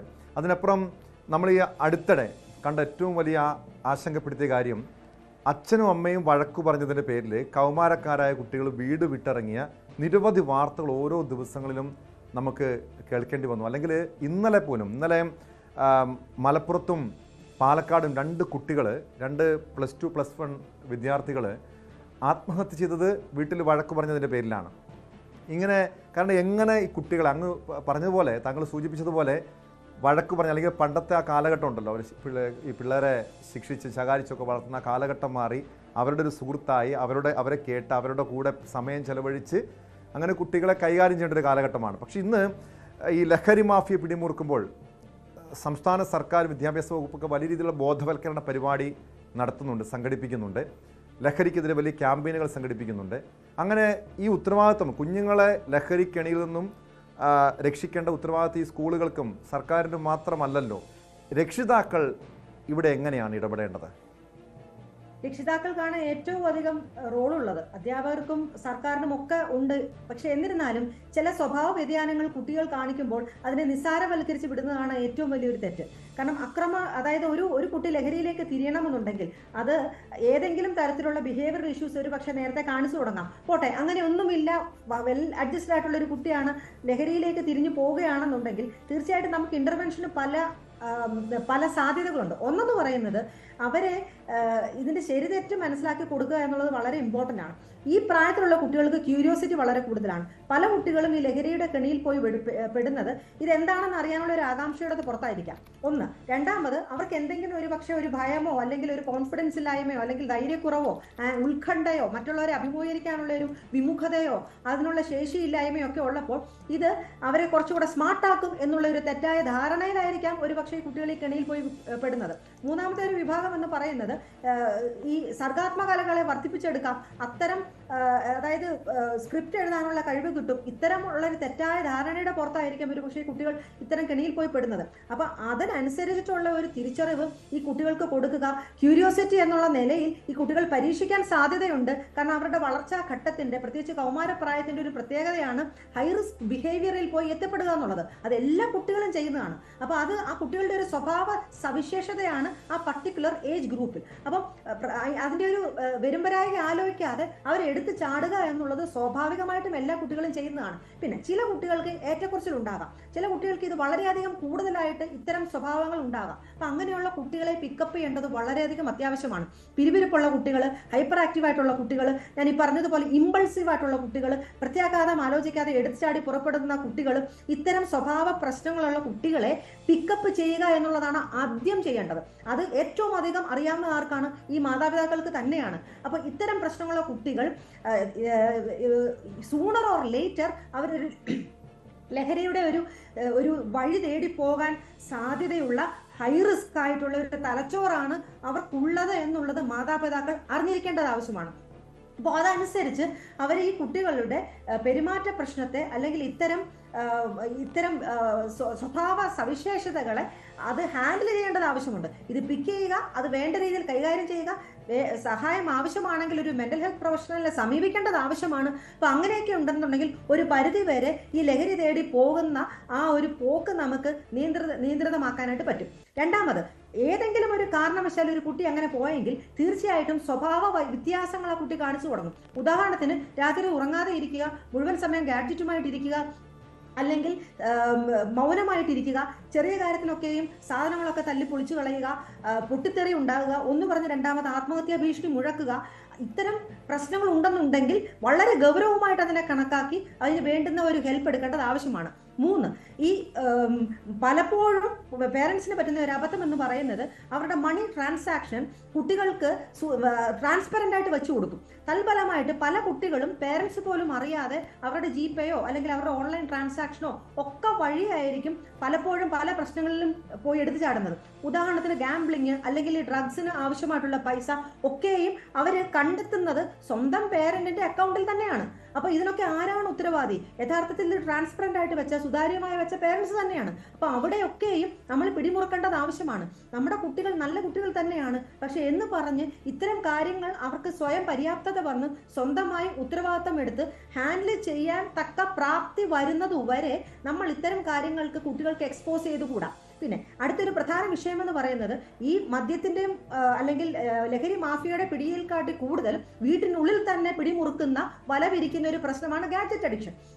ഈ ഗാഡ്ജറ്റ് അഡിക്ഷൻ എന്നുള്ളത് ഇന്റർനെറ്റ് അഡിക്ഷൻ, അത് ഗെയിമിംഗ് ഡിസോർഡർ ആയിരിക്കാം, എന്ത് തന്നെ ആയിക്കോട്ടെ, അത് മനോരോഗത്തിന്റെ പട്ടികയിൽ ലോകാരോഗ്യ സംഘടന ഉൾപ്പെടുത്തിയിട്ടുള്ളതാണ്. അതായത് ഇതാണ് സ്വയമായിട്ട് വരുത്തി വയ്ക്കുന്ന ഒരു മനോരോഗം എന്ന് തന്നെ വേണമെങ്കിൽ പറയാം. അപ്പോൾ ഇത് ലോകാരോഗ്യ സംഘടന തന്നെ മെന്റൽ ഹെൽത്ത് ഡിസോർഡറിന്റെ പട്ടികയിൽ തന്നെ, മെന്റൽ ഇൽനെസിന്റെ പട്ടികയിൽ തന്നെ ഉൾപ്പെടുത്തിയപ്പോൾ അത് എത്രമാത്രം ഭീകരമാണ്, എത്രമാത്രം ആ കുട്ടിയുടെ വളർച്ചയെയും തലച്ചോറിനെയും പ്രവൃത്തിയെയും സ്വഭാവത്തെയും അത് സാരമായി ബാധിക്കുന്നുവെന്ന് നമ്മൾ ഓർക്കണം. മറ്റ് ലഹരി വസ്തു ഉപയോഗിക്കുന്നത് പോലെ തന്നെ അപകടകരമാണ് ഈ മുറിക്കുള്ളിൽ കെട്ടുന്ന ഈ സംവിധാനം ഒരുക്കി കൊടുക്കുന്നത് മാതാപിതാക്കളാണ്. അത് ഹൈലി മോണിറ്റേർഡ് ആയിട്ട് കൊടുക്കണം. ഇന്നത്തെ കാലത്ത് അവർക്ക് ഗാഡ്ജറ്റ് നമുക്ക് കൊടുക്കാൻ പറ്റത്തില്ല എന്ന് പറയാൻ പറ്റത്തില്ല. കാരണം പലതും അവരുടെ വിദ്യാഭ്യാസപരമായിട്ടും അവർക്ക് മുന്നേറണമെങ്കിൽ ഈ ഒരു ഫെസിലിറ്റി ഇല്ലാതെ ഇന്നത്തെ കാലത്ത് പറ്റില്ല. പക്ഷേ അത് സൂപ്പർവൈസ്ഡ് ആയിട്ട് കൊടുക്കേണ്ട ഒരു ഉത്തരവാദിത്തം പേരൻസിനുണ്ട്. അത് ലിമിറ്റ് സെറ്റിംഗ് വെക്കേണ്ട ഒരു ഉത്തരവാദിത്തം പേരൻസിനുണ്ട്. ഇന്ന സമയത്തിനപ്പുറം കൊടുക്കാൻ പാടില്ല. അലാം വെച്ച് വേണമെങ്കിൽ ഒരു റിമൈൻഡർ എന്ന നിലയിൽ നോക്കി ആ തരത്തിൽ കൊടുക്കേണ്ടത് ആവശ്യമുണ്ട്. ഏതെങ്കിലും ഒരു കുട്ടി ഇത് ആ സമയത്തിന് ക്രോസ് ചെയ്തതിന് ശേഷവും ഇത് ഉപയോഗിക്കുകയാണെന്നുണ്ടെങ്കിൽ, ആ പേരും പറഞ്ഞ് അവൻ അക്രമാസക്തനാകുകയാണെന്നുണ്ടെങ്കിൽ തീർച്ചയായിട്ടും അഡിക്ഷൻ തന്നെയാണെന്ന് നമ്മൾ കണക്കിലെടുക്കണം. ആ കുട്ടിയെ ഏതെങ്കിലും ഒരു മെന്റൽ ഹെൽത്ത് പ്രൊഫഷണലിനെ കാണിച്ച് വേണ്ട ഇൻവെസ്റ്റിഗേഷൻ ചെയ്യേണ്ടത് ആവശ്യമാണ്. തീർച്ചയായും വളരെയധികം നന്ദി ഡോക്ടർ എൽസി ഉമ്മൻ. വളരെ നല്ല നിർദ്ദേശങ്ങൾ പങ്കുവച്ചതിന്. ഒരു പുതിയ അധ്യയന വർഷം തുടങ്ങുമ്പോൾ മാതാപിതാക്കളുടെ, രക്ഷിതാക്കളുടെ ആശങ്ക അതെങ്ങനെ പരിഹരിക്കണം, അതേക്കുറിച്ചുള്ള അതോടൊപ്പം മക്കളെ ഈ കാലഘട്ടത്തിൽ പുതിയ ജനറേഷനെ എങ്ങനെ കൈകാര്യം ചെയ്യണമെന്ന് സംബന്ധിച്ചുള്ള നിർദ്ദേശങ്ങളാണ് ഡോക്ടർ എൽസി ഉമ്മൻ പങ്കുവച്ചത്. കാരണം സർക്കാരിൻ്റെ ഭാഗത്ത് നിന്ന് ലഹരിക്കെതിരെ വലിയ ക്യാമ്പയിനുകൾ നടക്കുന്നുണ്ട്. കാരണം ഈ കാലഘട്ടത്തിൽ കുട്ടികളെ സംബന്ധിച്ച് ഏറ്റവും അവരെ നശിപ്പിക്കുന്നൊരു മേഖല ഈ ലഹരി തന്നെയാണ്. ലഹരി മാഫിയ കുഞ്ഞുങ്ങളെ ലക്ഷ്യമിട്ട് സ്കൂളുകളുടെയും ക്യാമ്പസുകളുടെയൊക്കെ പരിസരത്തുണ്ട്. അതീവ ജാഗ്രത വേണ്ട ഒരു കാലഘട്ടം തന്നെയാണിത്. വിദ്യാഭ്യാസ വകുപ്പ് എല്ലാ സ്കൂളുകൾക്കും നിർദ്ദേശം നൽകിയിട്ടുണ്ട്. ഈ ആദ്യ ആഴ്ചകളിൽ, പുതിയ അധ്യയന വർഷത്തിൻ്റെ ആദ്യ ആഴ്ചകളിൽ ലഹരി വിരുദ്ധ ക്യാമ്പയിൻ നടത്തണമെന്ന്, അതൊരു സാമൂഹ്യ ഉത്തരവാദിത്തമായി കണ്ട് നമ്മുടെ സമൂഹം ഒന്നടങ്കം ഈ വിഷയത്തിൽ ഇടപെടണം. ന്യൂസ് 18 ലഹരി വിരുദ്ധ ക്യാമ്പയിൻ ഈ മാസം 10-ാം തീയതി കാക്കനാട് രാജഗിരി കോളേജിൽ വെച്ച് ലഹരി വിരുദ്ധ ക്യാമ്പയിൻ്റെ ഉദ്ഘാടനം നടക്കുകയാണ്. വിവിധ ക്യാമ്പസുകൾ കേന്ദ്രീകരിച്ച്, സ്കൂളുകൾ കേന്ദ്രീകരിച്ച് ന്യൂസ് 18 ലഹരിക്കെതിരായ പോരാട്ടം സംഘടിപ്പിക്കുന്നുണ്ട്. സ്പോട്ട് ലൈവിലേക്ക് തിരികെ എത്താം ഇടവേളയ്ക്ക് ശേഷം.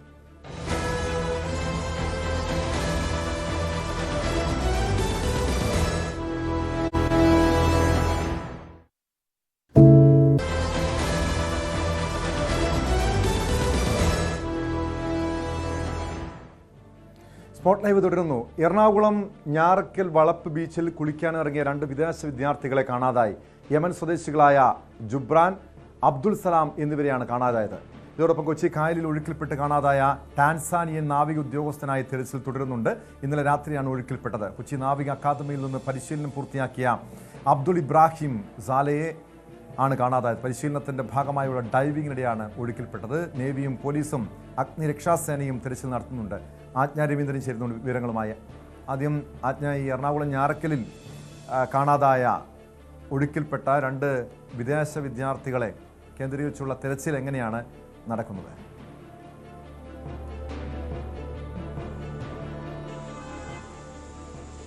ടോം, ഞാറക്കൽ വളപ്പ് ബീച്ചിലാണ് ഈ യമൻ സ്വദേശികളായ വിദ്യാർത്ഥികളെ കാണാതായിരിക്കുന്നത്. കോയമ്പത്തൂരിൽ നിന്നെത്തിയ 7 അംഗ സംഘത്തിൽപ്പെട്ടവരാണ് ഇവർ. ബാക്കി എല്ലാവരും കടലിലിറങ്ങിയിരുന്നു. ഈ 2 പേരെയാണ് രണ്ടുപേരാണ് കടലിൽപ്പെട്ട് കാണാതാവുകയായിരുന്നു. അതേ തുടർന്ന് കോസ്റ്റൽ പോലീസും ഫയർഫോഴ്സും സ്ഥലത്തെത്തി തെരച്ചിൽ ശക്തമാക്കിയിട്ടുണ്ട്. നേരത്തെ ആദ്യം ഫയർഫോഴ്സ് ആയിരുന്നു സ്ഥലത്തെത്തിയിരുന്നെങ്കിൽ പോലും തിരച്ചിലിനെ, അതായത് കടൽക്ഷോഭമുള്ളതിനാലും തിര വലിയ ശക്തമായതിനാലും അത് തിരച്ചിലിനെ സാരമായി ബാധിച്ചതിനാൽ കുറച്ചുകൂടി എക്സ്പീരിയൻസ്ഡ് ആയിട്ടുള്ള ഒരു ടീമിനെ എത്തിക്കുകയായിരുന്നു. എന്തായാലും കോസ്റ്റൽ പോലീസും തെരച്ചിലിൽ ഇൻവോൾവ് ആയിട്ടുണ്ട്. നാട്ടുകാരുടെയും കോസ്റ്റൽ പോലീസിൻ്റെയും ഫയർഫോഴ്സിൻ്റെ നേതൃത്വത്തിലുള്ള തെരച്ചിൽ ആരംഭിച്ചിരിക്കുകയാണ്. 7 സംഘത്തിലെ വിദ്യാർത്ഥികൾ കേരളത്തിൽ വിനോദയാത്രയ്ക്ക് എത്തിയതാണ്. ഈ 7 വിദ്യാർത്ഥികൾ, അതിൽ 2 പേരാണ് കാണാതായത്. എല്ലാവരും കടലിൽ ഇറങ്ങിയിരുന്നു. പക്ഷേ ശക്തമായ തിരയുള്ളതിനെ തുടർന്നാണ് കടലിൽ അകപ്പെടുന്ന ഒരു സാഹചര്യം ഉണ്ടായത്. എന്തായാലും തിരച്ചിൽ ഊർജിതമാക്കിയിരിക്കുകയാണ്.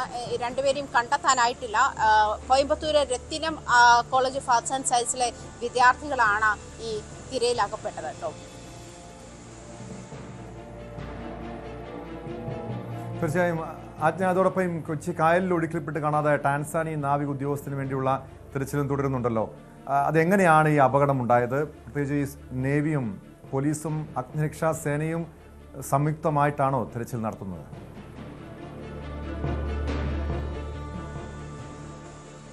തീർച്ചയായിട്ടും ടോം, ഈ ടീം സംയുക്തമായിട്ട് തന്നെയാണ് നേവിയും അതുപോലെ സുരക്ഷാ സേനയും ഒന്നിച്ചാണ് തിരച്ചിൽ നടത്തുന്നത്. താൻസാനിയൻ സ്വദേശിയായ അബ്ദുൾ ഇബ്രാഹിം സാലിഹി എന്ന് പറയുന്ന 22-കാരനെയാണ് കാണാതായത്. അദ്ദേഹം ഏഴിമല നാവിക അക്കാദമിയിൽ നിന്ന് പരിശീലനം പൂർത്തിയാക്കിയ ശേഷം കൊച്ചിയിലെത്തിയതാണ്. ഇവിടെ വെണ്ടൂർത്തി പാലത്തിൽ നിന്നും കായലിലേക്ക് എടുത്തു ചാടുമ്പോഴാണ് ഈ അപകടമുണ്ടായത്. അടിയൊഴുക്ക് ശക്തമായതും ഒഴുക്കിൽപ്പെട്ട് കാണാതാവുകയായിരുന്നു ഉണ്ടായിരുന്നത്. ആ സമയം മുതൽ നേവി തിരച്ചിൽ തുടങ്ങിയിട്ടുണ്ട്. എന്തായാലും ഇതുവരെയും കണ്ടെത്താനായിട്ടില്ല. ശക്തമായ ഒഴുക്കുള്ള സ്ഥലത്താണ് പരിശീലനത്തെ നിയോഗിച്ചിരുന്നത് എന്നാണ് മനസ്സിലാക്കാൻ കഴിയുന്നത്. എന്തായാലും നിലവിൽ താൻസാനിയൻ സ്വദേശിയായ നേവി ഉദ്യോഗസ്ഥനെ കണ്ടെത്താനായിട്ടില്ല. തിരച്ചിൽ ഊർജിതമായി തുടരുന്നുണ്ട്. അതേസമയം 2014 ഒരു അമ്മയും കൈക്കുഞ്ഞുമായിട്ട് നേരത്തെ ആത്മഹത്യ ചെയ്യാൻ ഈ വെണ്ടുരുത്തി പാലത്തിൽ നിന്നും എടുത്തു ചാടിയ സാഹചര്യത്തിൽ അവരെ രക്ഷിക്കാൻ ഇറങ്ങിയ നേവി ഉദ്യോഗസ്ഥനും ഇങ്ങനെ ഒഴുക്കിൽപ്പെട്ടു പോയിരുന്നു. അദ്ദേഹത്തെ പറ്റി ഇതുവരെയും ഒന്നും, അതായത് എന്ത് സംഭവിച്ചു എന്നുള്ള വിവരങ്ങൾ പോലും ഇതുവരെയും ലഭ്യമല്ല എന്നുള്ള ഒരു സാഹചര്യം കൂടിയുണ്ട്. ഇത് ഈ സെയിം സ്പോട്ട് തന്നെയാണ് എന്നുള്ളതാണ്. ഇവിടെ ശക്തമായ അടിയൊഴുക്കുണ്ടായിരുന്നു. പ്രത്യേകിച്ചും ഇങ്ങനെ ഒരു സാഹചര്യത്തിൽ, കാലവർഷം ശക്തമായിരിക്കുന്ന സാഹചര്യത്തിൽ സുരക്ഷാ മുന്നറിയിപ്പുകളൊക്കെ നൽകിയിരുന്നതാണ്. എന്നിട്ടും നേവിയുടെ ഒരു ഉദ്യോഗസ്ഥൻ ഒഴുക്കിൽപ്പെടുകയും അദ്ദേഹത്തെ രക്ഷിക്കാൻ കഴിയാത്ത സാഹചര്യം അല്പം ആശങ്കയുണ്ടാക്കുന്നുണ്ട് കേട്ടോ.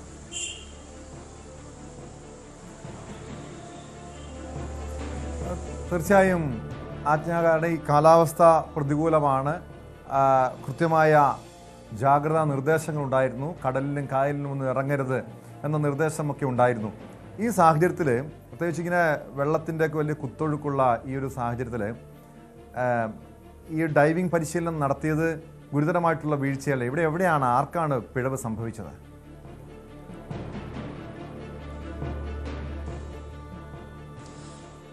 ഇപ്പോൾ, അതായത് ടോം സൂചിപ്പിച്ചതുപോലെ കാലവർഷം ഇത്രയും ശക്തമായിരിക്കുന്ന സാഹചര്യത്തിൽ, അതായത് കാലാവസ്ഥ പ്രവചനാതീതമായിരിക്കുന്ന സാഹചര്യത്തിൽ കടലിലിറങ്ങരുത് അല്ലെങ്കിൽ കായലിലിറങ്ങരുത് എന്നുള്ള നിർദ്ദേശങ്ങളൊക്കെ കാലാവസ്ഥാ നിരീക്ഷണ കേന്ദ്രം അടിക്കടി തരുന്നുണ്ട്. മുന്നറിയിപ്പുകൾ കഴിഞ്ഞ 6-7 ദിവസമായി ഈ കാലവർഷം മഴ ശക്തമായതിനെ തുടർന്ന് ഇത്തരം മുന്നറിയിപ്പുകളൊക്കെയുണ്ട്. കടലിൽ ഇറങ്ങുന്ന എല്ലാ ആളുകൾക്കും വിലക്കുണ്ട്. പക്ഷേ അതേസമയം ഇതേ സാഹചര്യത്തിൽ ഇതേ സമയത്ത് തന്നെ നേവിയുടെ പരിശീലനം, അതും ഇത്തരത്തിൽ മുൻപും ഇങ്ങനെ ദുരൂഹമായ സാഹചര്യം ഉള്ള ഒരു ഇടമാണ് ഈ പറയുന്ന സ്പോട്ട്. 2014 ഞാൻ നേരത്തെ സൂചിപ്പിച്ചിരുന്നു, ഒരു അമ്മയും കുഞ്ഞും ആത്മഹത്യ ചെയ്യാൻ ഇതിൽ നിന്നും ചാടുകയും അവരെ രക്ഷിക്കാൻ വേണ്ടി എടുത്തു ചാടിയ നേവി ഉദ്യോഗസ്ഥരെ ഇതുവരെയും കണ്ടെത്താനായിട്ടില്ല. അങ്ങനെ ഒരു സാഹചര്യത്തിൽ, കാലാവസ്ഥ ഇത്രയും രൂക്ഷമായ മോശം പ്രകൃതം കാണിക്കുന്ന ഒരു സാഹചര്യത്തിൽ ഇത് സുരക്ഷാ വീഴ്ചയാണ് എന്നുള്ള നിരീക്ഷണങ്ങൾ വരുന്നുണ്ട്. അത് ഈ പറഞ്ഞതുപോലെ ഈ ട്രെയിൻഡ് ആളുകളാണ് എന്നൊരു മുൻധാരണയോടുകൂടി അത്തരത്തിലൊരു ട്രെയിനിങ് അവിടെ കൊടുത്തതാണോ, അതല്ലെങ്കിൽ ഇവർ നോർമലി നേവിക്ക് ഇത്തരം സാധാരണ മനുഷ്യരെ പോലെ അല്ലല്ലോ, ഇത്തരം വലിയ ടാസ്കുകൾ നേരിടാനുള്ള പരിശീലനങ്ങളൊക്കെ നൽകുന്നുണ്ട്. അദ്ദേഹം ഈ വെള്ളത്തിൽ പോയിട്ടുള്ള ഇബ്രാഹിം സാലിഹി എന്ന് പറയുന്ന താൻസാനിയൻ സ്വദേശിയും ഏഴിമല നാവിക അക്കാദമിയിൽ നിന്ന് പരിശീലനങ്ങളൊക്കെ പൂർത്തിയാക്കിയ ശേഷം കൊച്ചിയിലെത്തിയതാണ്. അപ്പോൾ സ്വാഭാവികമായിട്ടും അത് ട്രെയിൻഡ് ആണ് എന്നൊരു ബോധമുണ്ടായിരുന്നിരിക്കാം. എന്തായാലും ഗുരുതരമായ വീഴ്ചയാണ് എന്നുള്ള തരത്തിലാണ്. പ്രത്യേകിച്ചും ഇങ്ങനെ കാലാവസ്ഥാ മുന്നറിയിപ്പുകളുള്ള ഒരു സാഹചര്യത്തിൽ ഡൈവിങ്ങിന് അത്ര അടിയൊഴുക്കുണ്ട് എന്ന് നേരത്തെ അറിയാവുന്നൊരു ഇടത്തേക്ക് എടുത്ത് ചാടിയത് ഗുരുതരമായ സുരക്ഷാ വീഴ്ചയായിട്ടാണ് കണക്കാക്കുന്നത് കേട്ടോ. യെസ്, യെസ്, വ്യക്തമാണ്. കൊച്ചിയിൽ നിന്ന് ആജ്ഞ രവീന്ദ്രനാണ് വിവരങ്ങൾ നൽകിയത്. കായലിലും കടലിലും കാണാതായ 3 പേർക്ക് വേണ്ടി, 3 വിദേശികൾക്ക് വേണ്ടിയുള്ള തിരച്ചിൽ തുടരുകയാണ്. മുടി വെട്ടിയത് ശരിയായില്ലെന്ന് പറഞ്ഞ് 9ാം ക്ലാസ് വിദ്യാർത്ഥിയെ അധ്യാപകർ ക്ലാസ്സിന് പുറത്ത് നിർത്തിയെന്ന് പരാതി. പത്തനംതിട്ട അടൂർ ഹോളി ഏഞ്ചൽ സ്കൂളിലാണ് സംഭവം. മനുഷ്യാവകാശ കമ്മീഷനും CWCക്കും കുട്ടിയുടെ പിതാവ് പരാതി നൽകിയിട്ടുണ്ട്. വിവരങ്ങളുമായി പത്തനംതിട്ടയിൽ നിന്ന് ശശിനാരായണൻ ചേരുന്നു. ശശിനാരായണൻ, പ്രത്യേകിച്ച് സ്കൂളുകളുടെ ഭാഗത്തൊക്കെ കൃത്യമായ നിർദ്ദേശങ്ങളുണ്ട്. കുട്ടികൾ ഈ രീതിയിലൊക്കെ മുടി വെട്ടി വരരുത്, കാരണം പുതിയ ട്രെൻഡിനൊപ്പം അങ്ങനെ പോകേണ്ടതില്ല. ഈ ഓരോ ഡ്രസ് കോഡും ഡിസിപ്ലിനും ഒക്കെ അതിൻ്റെ ഭാഗമായി സ്കൂളുകൾ നിർദ്ദേശം നൽകിയിട്ടുണ്ട്. അത് മറികടന്ന് ആ ഉത്തരവൊക്കെ നിർദ്ദേശമൊക്കെ മറികടന്ന് ഈ വിദ്യാർത്ഥി എത്തിയതാണോ ഈ രീതിയിലൊരു ശിക്ഷാ നടപടിക്ക് കാരണമായത്? എന്താണ് സ്കൂൾ അധികൃതർ ഈ വിഷയത്തിൽ നൽകുന്ന വിശദീകരണം? എന്താണ് കുട്ടിയുടെ പിതാവിൻ്റെ പരാതിയിൽ പറയുന്നത്? ടോം, സ്കൂളിന് ഡിസിപ്ലിൻ ഉണ്ട്, അത്തരം കാര്യങ്ങളൊക്കെ ശരി തന്നെയാണ്. പക്ഷേ ഇതിൽ ഒരു സ്കൂൾ അധികൃത ഭാഗത്തൊരു വീഴ്ച ഉണ്ടായെന്നാണ് ഈ കുട്ടിയുടെ പിതാവ് ആരോപിക്കുന്നത്. പ്രധാനമായും കുട്ടി മുടി വെട്ടിയിരുന്നു. മുടി വെട്ടിയത് വൃത്തിയല്ല, അതായത് പുതിയ ഫാഷൻ രീതിയിൽ വെട്ടിക്കൊണ്ട് വന്നതാണ് ഇവർക്ക് സ്കൂൾ അധികൃതരെ സംബന്ധിച്ച് അത് ശരിയല്ല എന്ന് പറഞ്ഞുകൊണ്ടാണ് കുട്ടിയെ രാവിലെ പ്രവേശനോത്സവത്തിൽ പോലും പങ്കെടുപ്പിക്കാതെ പ്രിൻസിപ്പലിന്റെ റൂമിന്റെ മുന്നിൽ 3 മണിക്കൂർ നിർത്തിയിരുന്നു എന്നുള്ളതാണ് വീട്ടുകാരുടെ പരാതി. കുട്ടിയും അത് സമ്മതിക്കുന്നുണ്ട്. അത്തരത്തിൽ കുട്ടി പ്രതികരിക്കുകയും ചെയ്തിട്ടുണ്ട്. എന്തായാലും ഈ കുട്ടി മാത്രമല്ല, മറ്റ് ക്ലാസ്സിലെ കുട്ടികളും ഇതുപോലെ സമാനമായ രീതിയിൽ പല രീതിയിലുള്ള ഡിസിപ്ലിൻ ഇല്ലാത്തതിന്റെ പേരിൽ പുറത്തു നിർത്തിയായിട്ടുള്ള പരാതിയുണ്ട്. പക്ഷേ ഈ കുട്ടി മുടി വെട്ടിയിട്ടുണ്ട്. മുടി അത്ര വൃത്തിയായ രീതിയിലല്ല വെട്ടിയത്. അതിന്റെ പേരിൽ കുട്ടിയെ ഈ സ്കൂളിലെ ഒരു പരിപാടിയിലും പങ്കെടുപ്പിക്കാതെ ക്ലാസ്സിന് വെളിയിൽ പ്രിൻസിപ്പലിന്റെ റൂമിൽ 3 മണിക്കൂറോളം പുറത്തു നിർത്തി എന്നുള്ളതാണ് കുട്ടിയും പറയുന്നത്, ഒപ്പം പിതാവും പറയുന്നത്. എന്തായാലും മാനസികമായി വലിയൊരു പീഡനം ഇതുമായി ബന്ധപ്പെട്ടുണ്ടായി എന്നുള്ളൊരു പരാതി കൂടി കുടുംബം ഉന്നയിക്കുന്നു. രക്ഷിതാവിനെ ഉടൻ തന്നെ ഈ സ്കൂളിലെ പ്രിൻസിപ്പൽ വിളിച്ചു വരുത്തി ഇവിടെ വന്ന് പ്രിൻസിപ്പലിനെ നേരിട്ട് കണ്ട് സംസാരിച്ചിട്ടും അത് പ്രശ്നം പരിഹരിക്കാൻ തയ്യാറായില്ല എന്ന് ഈ കുട്ടിയുടെ പിതാവ് തന്നെ വ്യക്തമാക്കിയിട്ടുണ്ട്. എന്തായാലും ഇതിനെതിരെ ഇപ്പോഴും പ്രിൻസിപ്പലിന് ഈ സ്കൂൾ അധികൃതരെ സംബന്ധിച്ച് പ്രതികരിക്കാൻ തയ്യാറായില്ല. നമ്മൾ ഇപ്പോഴും ഇവിടെ സ്കൂളിൽ തന്നെ നിൽക്കുകയാണ്. ഇതുമായി ബന്ധപ്പെട്ടൊരു വിശദീകരണം നൽകാൻ ഇതുവരെ സ്കൂൾ അധികൃതർ തയ്യാറായിട്ടില്ല.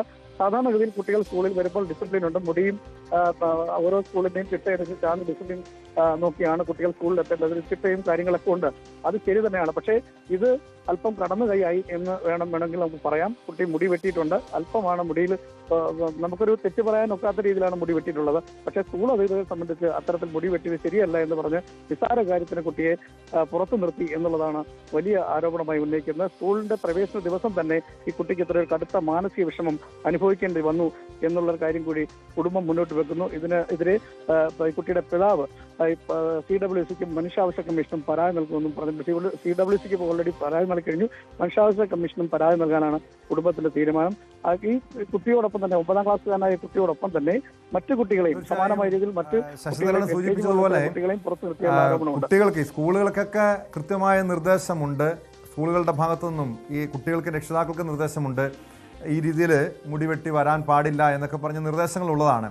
പക്ഷേ ഇവിടെ ഈ ശിക്ഷാ നടപടി സ്കൂളിനെ പുറത്ത് കുട്ടിയെ നിർത്തിയതാണ്. ആ കുട്ടിയെ സംബന്ധിച്ച് വലിയ രീതിയിലുള്ള മാനസിക പ്രയാസം ഉണ്ടാക്കാം. CWCയുടെ ഭാഗത്തുനിന്ന് ഈ വിഷയത്തിൽ ഒരു നടപടിക്ക് സാധ്യതയുണ്ടോ? സ്കൂളിനെതിരെ നടപടിക്ക് സാധ്യതയുണ്ടോ? അപ്പം തീർച്ചയായിട്ടും അത്ര നടപടിക്ക് സാധ്യതയുണ്ടാകും. കാരണം ഇതൊരു മാനസികമായ ഒരു പ്രയാസം ഉണ്ടാക്കുന്ന ഒരു കാര്യം തന്നെയാണ്. ആ പരിപാടി ആദ്യ ദിവസം, പ്രവേശനോത്സവത്തിന്റെ ആദ്യ ദിവസം തന്നെ സ്കൂളിൽ കയറ്റാതെ മുടി വെട്ടിയതിനകത്തുള്ള അപാകത ചൂണ്ടിക്കാണിച്ചുകൊണ്ട് ആ കുട്ടിയെ പുറത്തു നിർത്തിയത്, 3 മണിക്കൂറോളം പ്രിൻസിപ്പലിന്റെ റൂമിന് പുറത്തു നിർത്തിയത് വലിയ രീതിയിലുള്ളൊരു ആരോപണം, വിവാദവുമായി മാറിയിട്ടുണ്ട്. എന്നാൽ ഈ ഹോളി ഏഞ്ചൽസ് ഹൈസ്കൂളിലെ അധികൃതർ, പ്രിൻസിപ്പലോ അധികൃതരെ സംബന്ധിച്ച് ഇതുവരെ വിശദീകരണം നൽകാൻ തയ്യാറായിട്ടില്ല. എന്തായാലും നമ്മൾ ആ കൂടി തേടാനാണ് ഇവിടെ നിൽക്കുന്നത്. അതിനുശേഷമായിരിക്കും എന്തുകൊണ്ടാണ് കുട്ടിയെ പുറത്തു നിർത്തിയെന്നുള്ള വിശദീകരണം അതൊന്ന് അറിയേണ്ടതായിട്ടുണ്ട്. എന്തായാലും ഇപ്പോഴും കുടുംബം, അതായത് കുട്ടിയും പിതാവും എല്ലാം ഈ സ്കൂളിലുണ്ട്. ഇതിനെതിരെ ഒരു പരാതി എന്ന നിലയ്ക്കാണ് അവർ മുന്നേറ്റ് വെക്കുന്നത്. കാരണം സാധാരണഗതിയിൽ ഒരു ശാസനയോടുകൂടി പറഞ്ഞു വിട്ടിരുന്നെങ്കിൽ പോലും ഒരുപക്ഷെ ഇത് ഞങ്ങൾക്ക് അംഗീകരിക്കാൻ കഴിയുമായിരുന്നു. ആദ്യ ദിവസം തന്നെ നിസ്സാര കാര്യത്തിന് കുട്ടിയെ സ്കൂളിൽ കയറ്റാതെ പുറത്തു നിർത്തിയത് കടുത്ത ഒരു മനുഷ്യാവകാശ ലംഘനം തന്നെയെന്നാണ് ഈ പിതാവും കുടുംബവും ആരോപിക്കുന്നത്. ഏതായാലും കുട്ടിയും പിതാവും വ്യക്തമാണ്. പത്തനംതിട്ടയിൽ നിന്ന് ശശിനാരായണാണ് വിവരം നൽകിയത്. മുടിവെട്ടിയത് ശരിയായില്ലെന്ന് ആരോപിച്ചാണ് സ്കൂൾ അധികൃതർ 9ാം ക്ലാസ് വിദ്യാർത്ഥിയെ സ്കൂളിന് പുറത്തു നിർത്തിയത്. സംഭവത്തിൽ ഈ കുട്ടിയുടെ പിതാവ് മനുഷ്യാവകാശ കമ്മീഷനും CWCക്കും പരാതി നൽകിയിരിക്കുകയാണ്. കോഴിക്കോട് കൊടുവള്ളിയിൽ നിന്നും അനൂസ് റോഷൻ എന്ന യുവാവിനെ തട്ടിക്കൊണ്ടുപോയ കേസിലെ പ്രതികളിൽ ഒരാളെ കൊടുവള്ളി പോലീസ് പിടികൂടി. തട്ടിക്കൊണ്ടുപോകാൻ വേണ്ടി സ്കൂട്ടറിലെത്തിയ 2 പേരിൽ ഒരാളായ കൊണ്ടോട്ടി സ്വദേശി മുഹമ്മദ് നിയാസിനെയാണ് പിടികൂടിയത്. കർണാടകയിൽ നിന്നും കോഴിക്കോട്ടേക്ക് വരുന്ന വഴി കൽപ്പറ്റയിൽ നിന്നുമാണ് കൊടുവള്ളി പോലീസ് പ്രതിയെ അറസ്റ്റ് ചെയ്തത്. വിവരങ്ങളുമായി ആസാദ് മുക്കം ചേരുന്നുണ്ട്. ആസാദ്, ഈ കേസിൽ കഴിഞ്ഞ മാസം 22-ാം തീയതിയാണ് ഈ കൊണ്ടോട്ടിയിൽ എത്തിച്ച് ഉപേക്ഷിച്ച നിലയിൽ ഈ അനൂസ് റോഷനെ കണ്ടെത്തിയത്. അതായത് ഏകദേശം 5-6 ദിവസത്തിന് ശേഷമാണ് തട്ടിക്കൊണ്ടുപോയി യുവാവിനെ കണ്ടെത്താൻ കഴിഞ്ഞത്.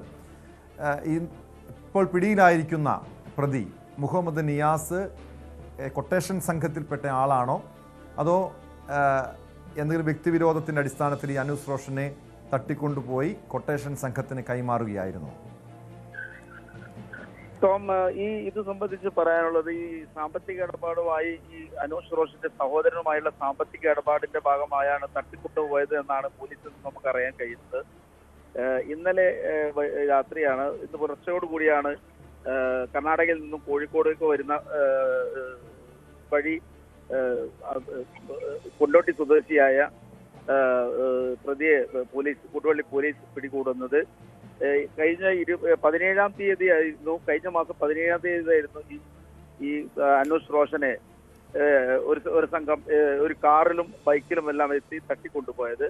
പിന്നീട് 22-ാം തീയതി കർണാടകയിൽ മൈസൂരിൽ നിന്നും ടാക്സി കാറിൽ കയറ്റി കൊണ്ടോട്ടിയിൽ എത്തിച്ച് അവരുടെ ഇറക്കി വിടുകയായിരുന്നു ചെയ്തിരുന്നത്.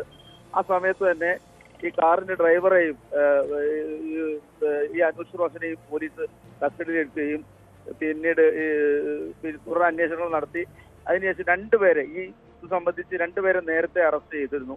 2 പേര് ഈ അനൂസ് റോഷന്റെ ഫോൺ നമ്പർ ഉൾപ്പെടെയുള്ള സ്ഥലങ്ങൾ ഐഡന്റിഫിക്കേഷൻ ഉൾപ്പെടെ ഈ സംഘത്തിന്, ഈ തട്ടിക്കൊണ്ടുപോയ സംഘത്തിന് നൽകിയ 2 പേരെയാണ് നേരത്തെ അറസ്റ്റ് ചെയ്തത്. ഇപ്പോൾ ഈ സ്കൂട്ടറിൽ അന്നേ ദിവസം സ്കൂട്ടറിലെത്തുകയും CCTV ഉൾപ്പെടെ ചിത്രങ്ങൾ പതിയുകയും ചെയ്ത 2 പേരിന്റെ ഒരാളാണ് ഈ കൊണ്ടോട്ടി സ്വദേശിയായ മുഹമ്മദ് നിയാസിനെയാണ് ഇന്ന് പുലർച്ചയോടുകൂടി കൊടുവള്ളി CI അഭിലാഷിന്റെ നേതൃത്വത്തിൽ കൽപ്പറ്റയിൽ വെച്ച് അറസ്റ്റ് ചെയ്തത്. വ്യക്തമാണ്. ഗുലാം നബി ആസാദാണ് മുക്കത്ത് നിന്ന് വിവരങ്ങൾ നൽകിയത്. കോഴിക്കോട് കൊടുവള്ളിയിൽ നിന്ന് യുവാവിനെ തട്ടിക്കൊണ്ടുപോയ കേസിലാണ് പ്രധാന പ്രതികളിൽ ഒരാൾ പോലീസിന്റെ പിടിയിലായിരിക്കുന്നത്. അമ്മ പ്രസിഡന്റ് സ്ഥാനത്ത് മോഹൻലാൽ തുടരണമെന്ന് നിർദ്ദേശം. മോഹൻലാലിനോട് ഇക്കാര്യം അമ്മ അഡ്ഹോക് കമ്മിറ്റി ആവശ്യപ്പെട്ടു. മറ്റ് പദവികളിലേക്കുള്ളവരെ ജനറൽ ബോഡി യോഗത്തിൽ തീരുമാനിക്കും. അമ്മ ജനറൽ ബോഡി ഈ മാസം 22-ന് ചേരുന്നുണ്ട്. വിവരങ്ങളുമായി നവമി ദിനേശ് ചേരുന്നു. നവമി, ഈ ഹേമ കമ്മിറ്റി റിപ്പോർട്ടും അതേ തുടർന്നുള്ള ലൈംഗിക ആരോപണങ്ങളും ഇതേ തുടർന്നാണ് മോഹൻലാൽ ഉൾപ്പെടെയുള്ള അമ്മ ഭാരവാഹികൾക്ക് ഈ പദവികളിൽ നിന്നും രാജിവെക്കേണ്ടി വന്നു. പ്രത്യേകിച്ചും ജനറൽ സെക്രട്ടറി ആയിരുന്ന സിദ്ദിഖിനെതിരായിട്ടുള്ള ഗുരുതരമായിട്ടുള്ള ആരോപണങ്ങൾ വന്നു. ഇപ്പോൾ പ്രസിഡന്റ് സ്ഥാനത്തേക്ക് മോഹൻലാൽ തന്നെ വരണമെന്ന് പറയുന്നുണ്ട്. അങ്ങനെയെങ്കിൽ ഈ ജനറൽ സെക്രട്ടറി ഉൾപ്പെടെയുള്ള മറ്റ് ആരോപണ വിധേയനായിട്ടുള്ള പലരും ഈ പദവികളിൽ ഉണ്ടായിരുന്നവരാണ്. മറ്റ് കമ്മിറ്റികളുടെ കാര്യത്തിൽ, ഈ അമ്മ ഭാരവാഹികളുടെ കാര്യത്തിൽ ഏകദേശം ധാരണയായിട്ടുണ്ടോ?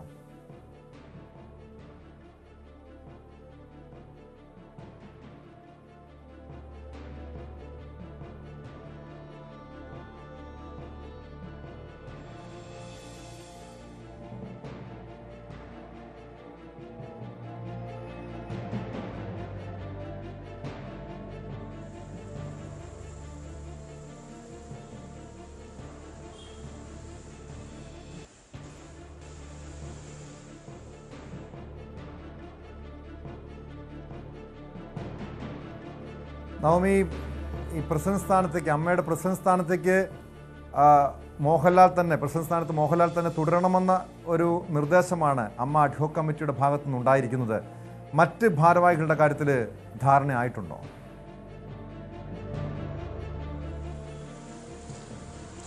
ടോം, 22-ാം തീയതിയാണ് ജനറൽ ബോഡി ചേരുന്നത്. അതിലായിരിക്കും മറ്റ് അംഗങ്ങളുടെ കാര്യത്തിൽ തീരുമാനമുണ്ടാകുക. ഇപ്പോൾ ഇന്നലെ അഡ്ഹോക് കമ്മിറ്റി ഒരു യോഗം ചേർന്നു. ആ യോഗത്തിലാണ് മറ്റംഗങ്ങൾ ഇക്കാര്യം ആവശ്യപ്പെട്ടത്. ഇനി അടുത്ത തിരഞ്ഞെടുപ്പിലും പ്രസിഡന്റ് സ്ഥാനത്ത് മോഹൻലാൽ തന്നെ തുടരണം. മോഹൻലാൽ ഉണ്ടെങ്കിൽ മാത്രമേ ഈ സംഘടനയെ നല്ല രീതിയിൽ മുന്നോട്ട് കൊണ്ടുപോകാൻ കഴിയുകയുള്ളൂ എന്നാണ് ഒറ്റക്കെട്ടായി മറ്റ് അംഗങ്ങൾ തീരുമാനമെടുത്തത്. ഇത് മോഹൻലാലിനെ അറിയിക്കുകയും ചെയ്തു. പക്ഷെ അദ്ദേഹം മറ്റു മറുപടികളൊന്നും പറയാൻ തയ്യാറായിട്ടില്ല. എന്തായാലും 22-ാം തീയതി ചേരുന്ന ജനറൽ ബോഡി യോഗത്തിലും മറ്റംഗങ്ങളും ഈ സംഘടനയിലുള്ള മറ്റംഗങ്ങളും ഒക്കെ ഈ ഒരു ആവശ്യം ഉന്നയിക്കുമെന്നാണ് നമുക്കിപ്പോൾ റിപ്പോർട്ട് ലഭിക്കുന്നത്. അങ്ങനെയാണെങ്കിൽ മോഹൻലാൽ തന്നെ വീണ്ടും പ്രസിഡന്റ് ആയതിനു ശേഷം അമ്മ നേതൃത്വം മുന്നോട്ട് പോകുമെന്നാണ്. അങ്ങനെ ആയിരിക്കും ഇനിയുള്ള അവരുടെ ഈ ഹേമ കമ്മിറ്റി റിപ്പോർട്ടുമായി ബന്ധപ്പെട്ട കേസുകളൊക്കെ അവസാനിപ്പിക്കാൻ ഒരു തീരുമാനമുണ്ടല്ലോ. എന്താണ് ഈ വിഷയത്തിൽ പ്രത്യേക അന്വേഷണ സംഘത്തിന്റെ ഒരു തീരുമാനം എന്താണ്?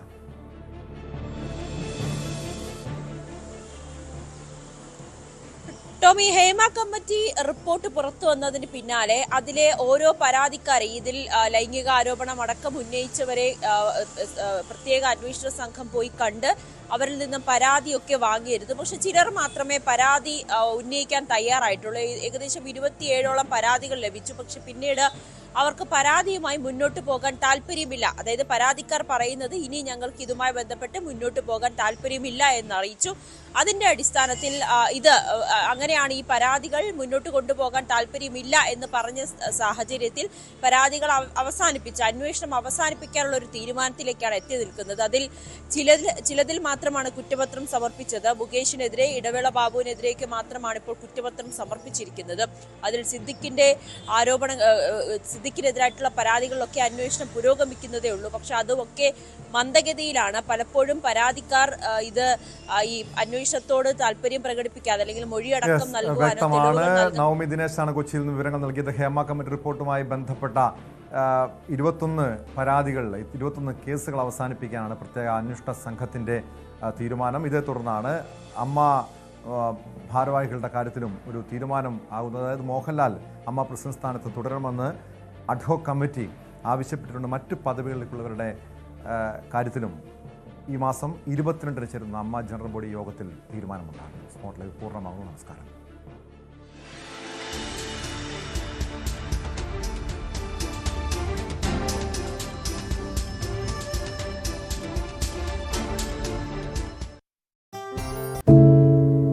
ഒരു മാധ്യമ പ്രവർത്തക എന്ന നിലയ്ക്ക്